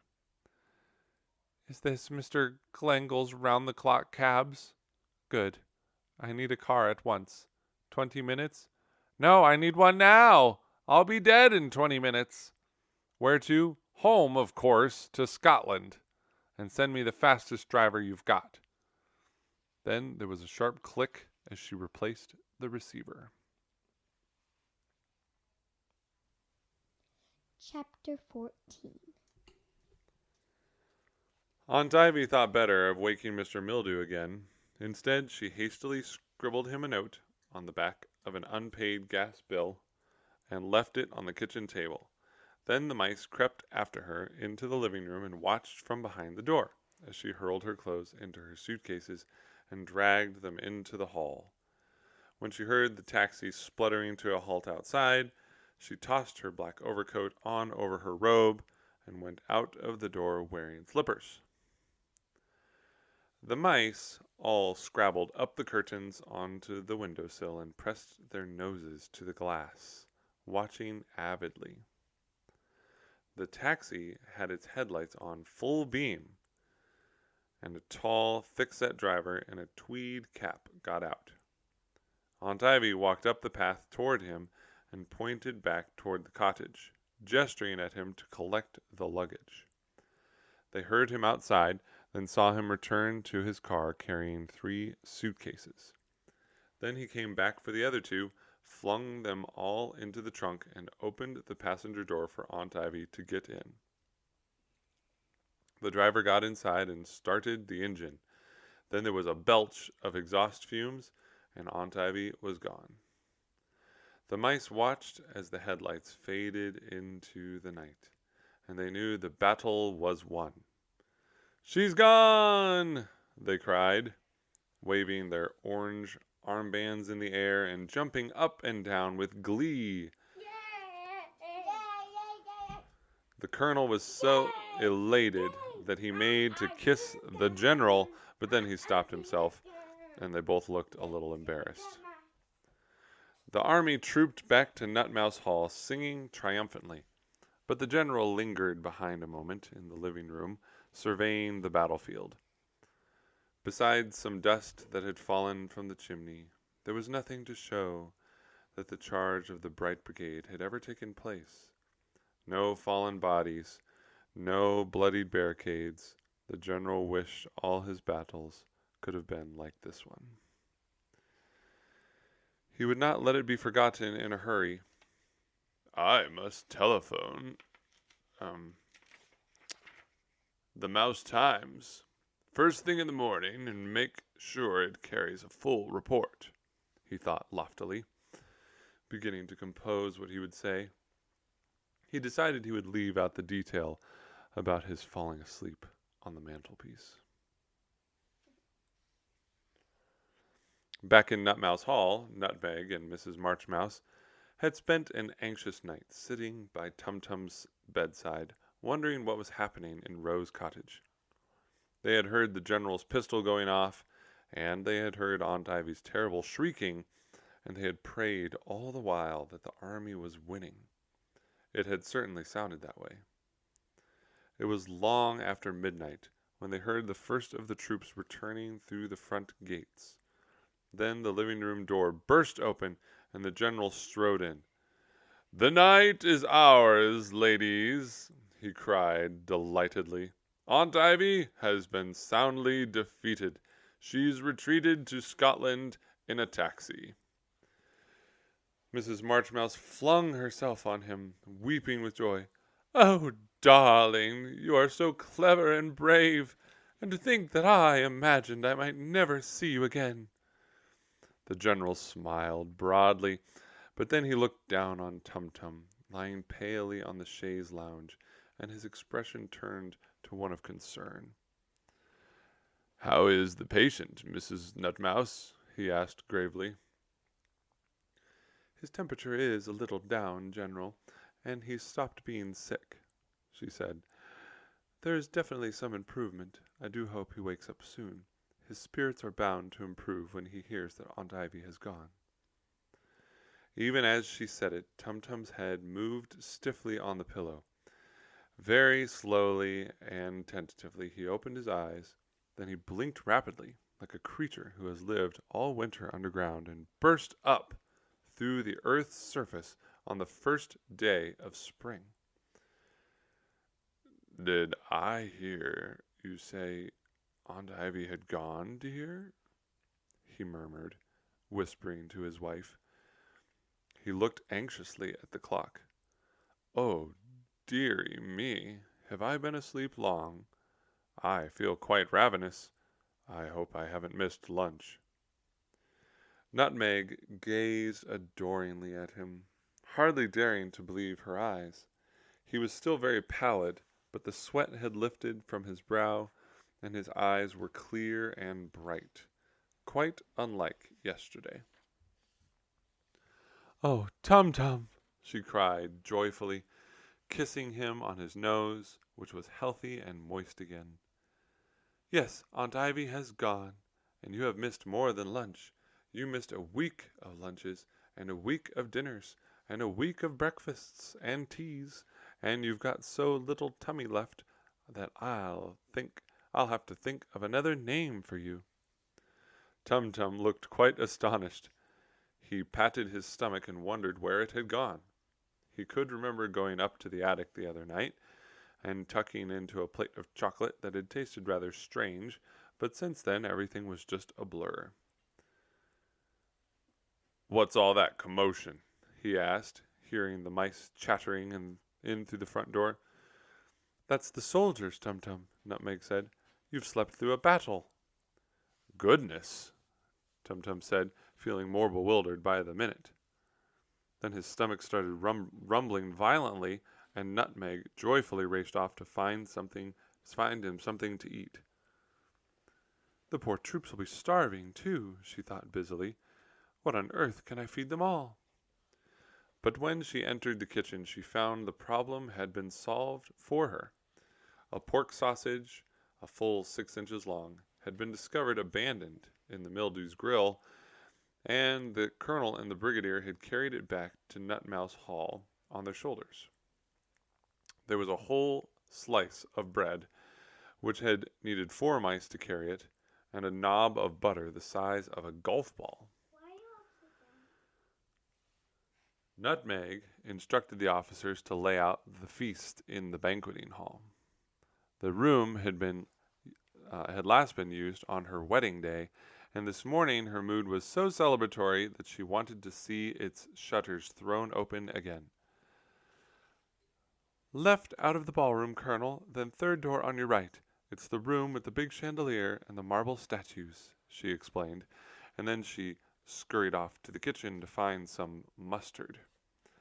2 barrels of cider were retrieved from Tum-Tum's cellar, and then the feast got under way. The colonel carved the sausage with his sword, and the brigadier sliced the bread with a cutlass, and there were enough hot dogs for each mouse to eat until his stomach was fit to burst. Nutmeg took a slice of sausage to Tum-Tum in the living room, and he wolfed it all down with a cup of strong tea. The general sat with them, giving them a blow-by-blow account of the battle. "Quite ingenious, General, quite ingenious," Tum-Tum kept muttering with his mouth full, and Nutmeg and Mrs. Marchmouse laughed until they wept when the general recounted how the mice had swung from Aunt Ivy's earrings and turned somersaults on her pearl necklace. "Oh, poor woman!" Nutmeg cried, dabbing tears from her eyes. "Poor, poor woman!" But when Nutmeg remembered the horror through which Aunt Ivy had put Tum-Tum, it was very hard to feel sorry for her.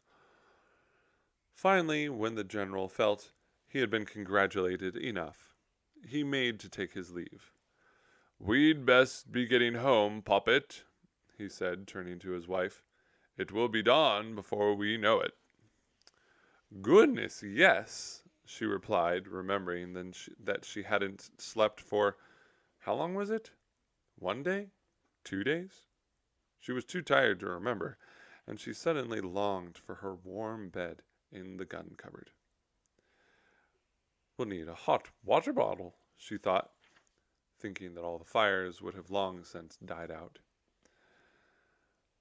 "I'll go and dismiss the mice," the general said, getting to his feet, and yet he found himself oddly reluctant to go. Much as he loved Mrs. Marchmouse, the adventurer in him dreaded returning to his quiet life at home.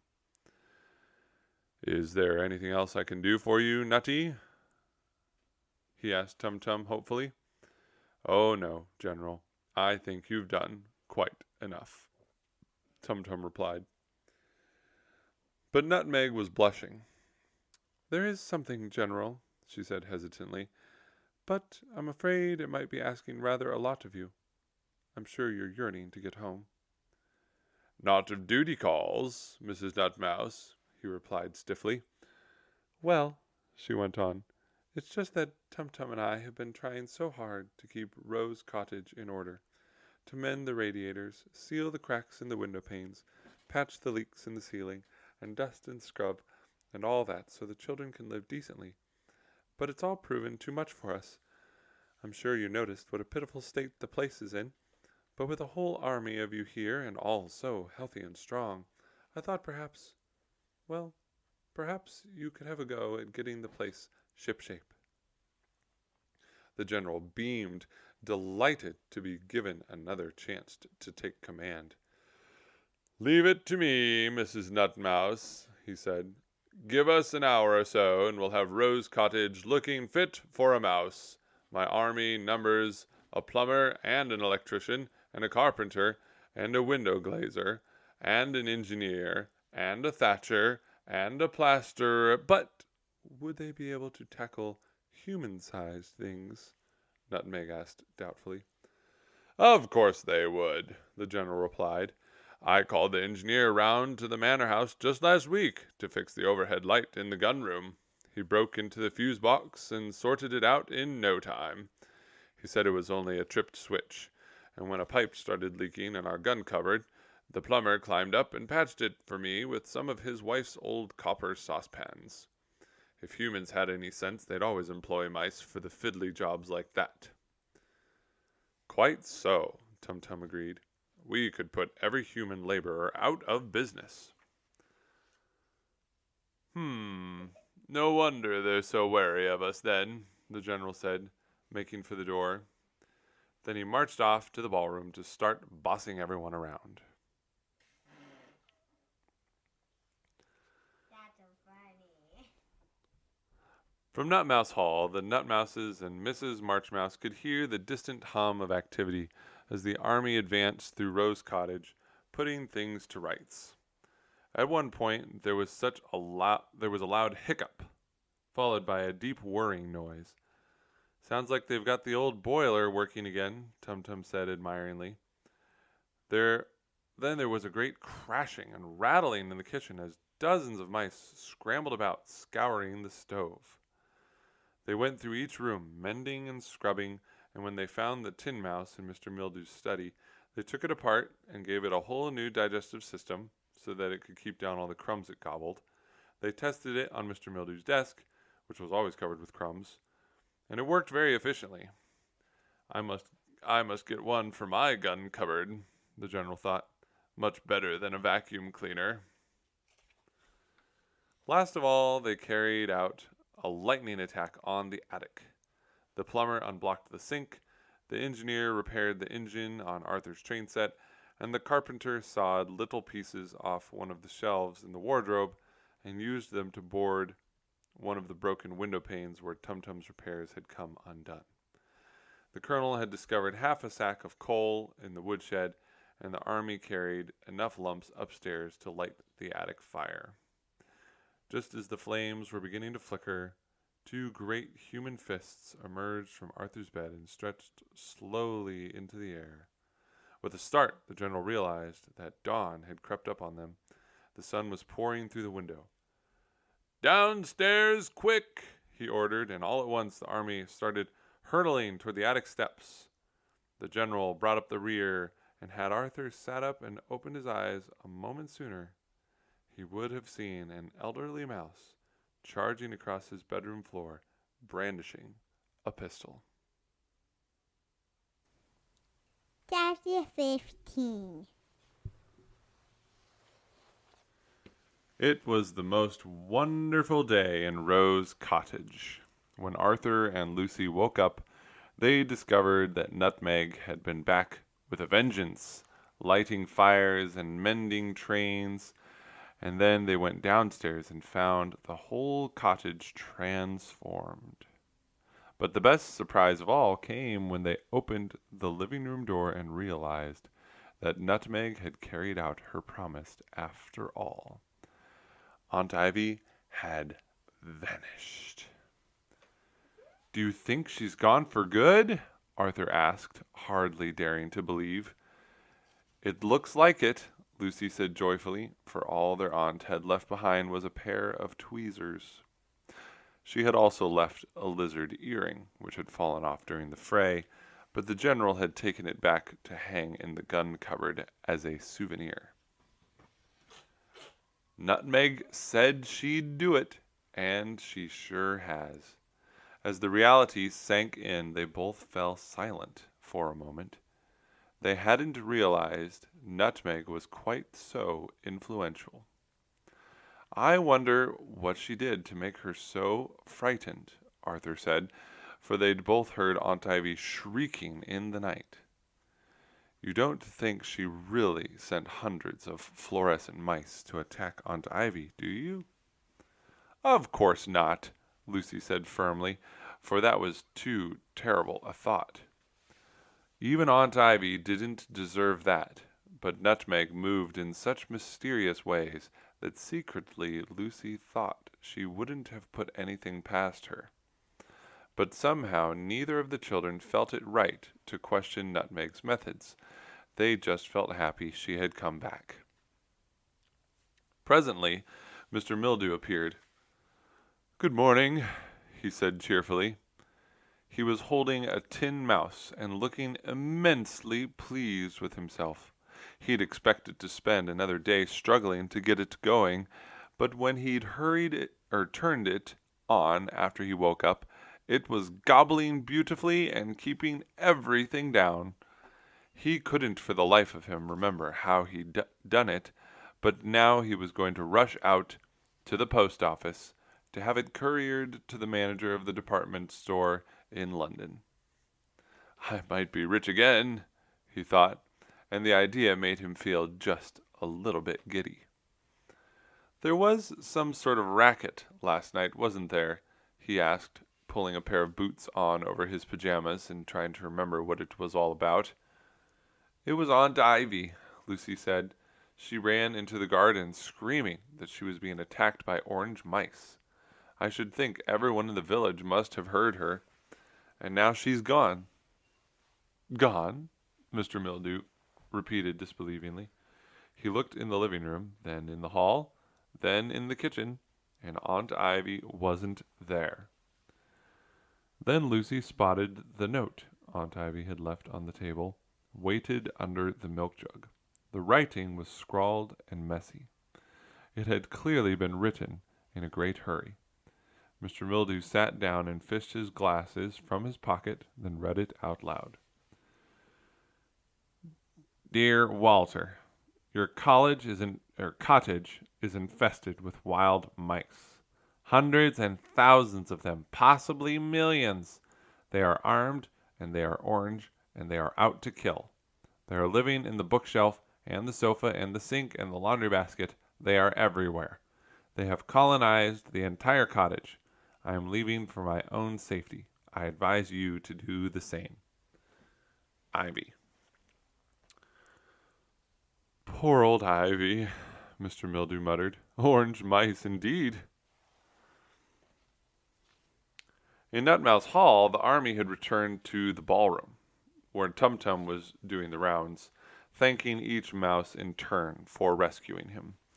He was walking cautiously with a stick, but he was already feeling much stronger.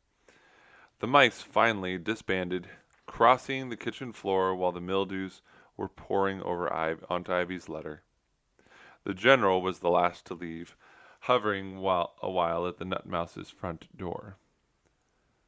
"I could stay here and stand guard," he suggested to Tum-Tum, "just in case, well, in any case, any further trouble." "Oh, no, General," Tum-Tum said kindly, taking him by the paw. "You have saved my life, and I am not going to let you do anything else for us. But please take this." Tum-Tum walked stiffly toward the oak closet, or oak chest, by the fire and picked up a long brass telescope. "It belonged to my great-great-great-grandfather," he said, presenting it ceremoniously to the general. "He served in the Royal Mouse Navy. He traveled far and wide along the stream, all the way to the next village, I'm told." The general was very stirred. "Thank you, Mr. Nutmouse," he said solemnly. "I will always treasure it." Then he closed his eyes and sent up a silent prayer that there might soon be another battle, so he could have occasion to use it. And he prayed the same thing all the way home to the gun cupboard, but not out loud, for fear of upsetting Mrs. Marchmouse. When the Marchmouses had gone, Tumtum and Nutmeg shut their front door and retreated to the kitchen. It was breakfast time, so Nutmeg boiled a kettle for tea and made some buttered toast, a big pot of porridge, 2 boiled eggs, and a round of pancakes. Then she laid the table and they sat down to eat, thinking how nice it was to be alone again. "He's a strange fellow, that General Marchmouse," Tum-Tum said philosophically. "Anyone would think he actually enjoyed going to war, and risking life and limb and all that." "Well, I suppose some mice crave adventure," said Nutmeg. "But I hope we don't have another one, Tum-Tum. I don't feel I'm quite cut out for them." "Oh, I don't think there'll be any more adventures coming our way, dear," Tum-Tum said confidently. "We've had more than our share. From now on, we'll just live happily ever after." Nutmeg agreed with him, and then they sat down to breakfast and put all the trouble from their minds. The end.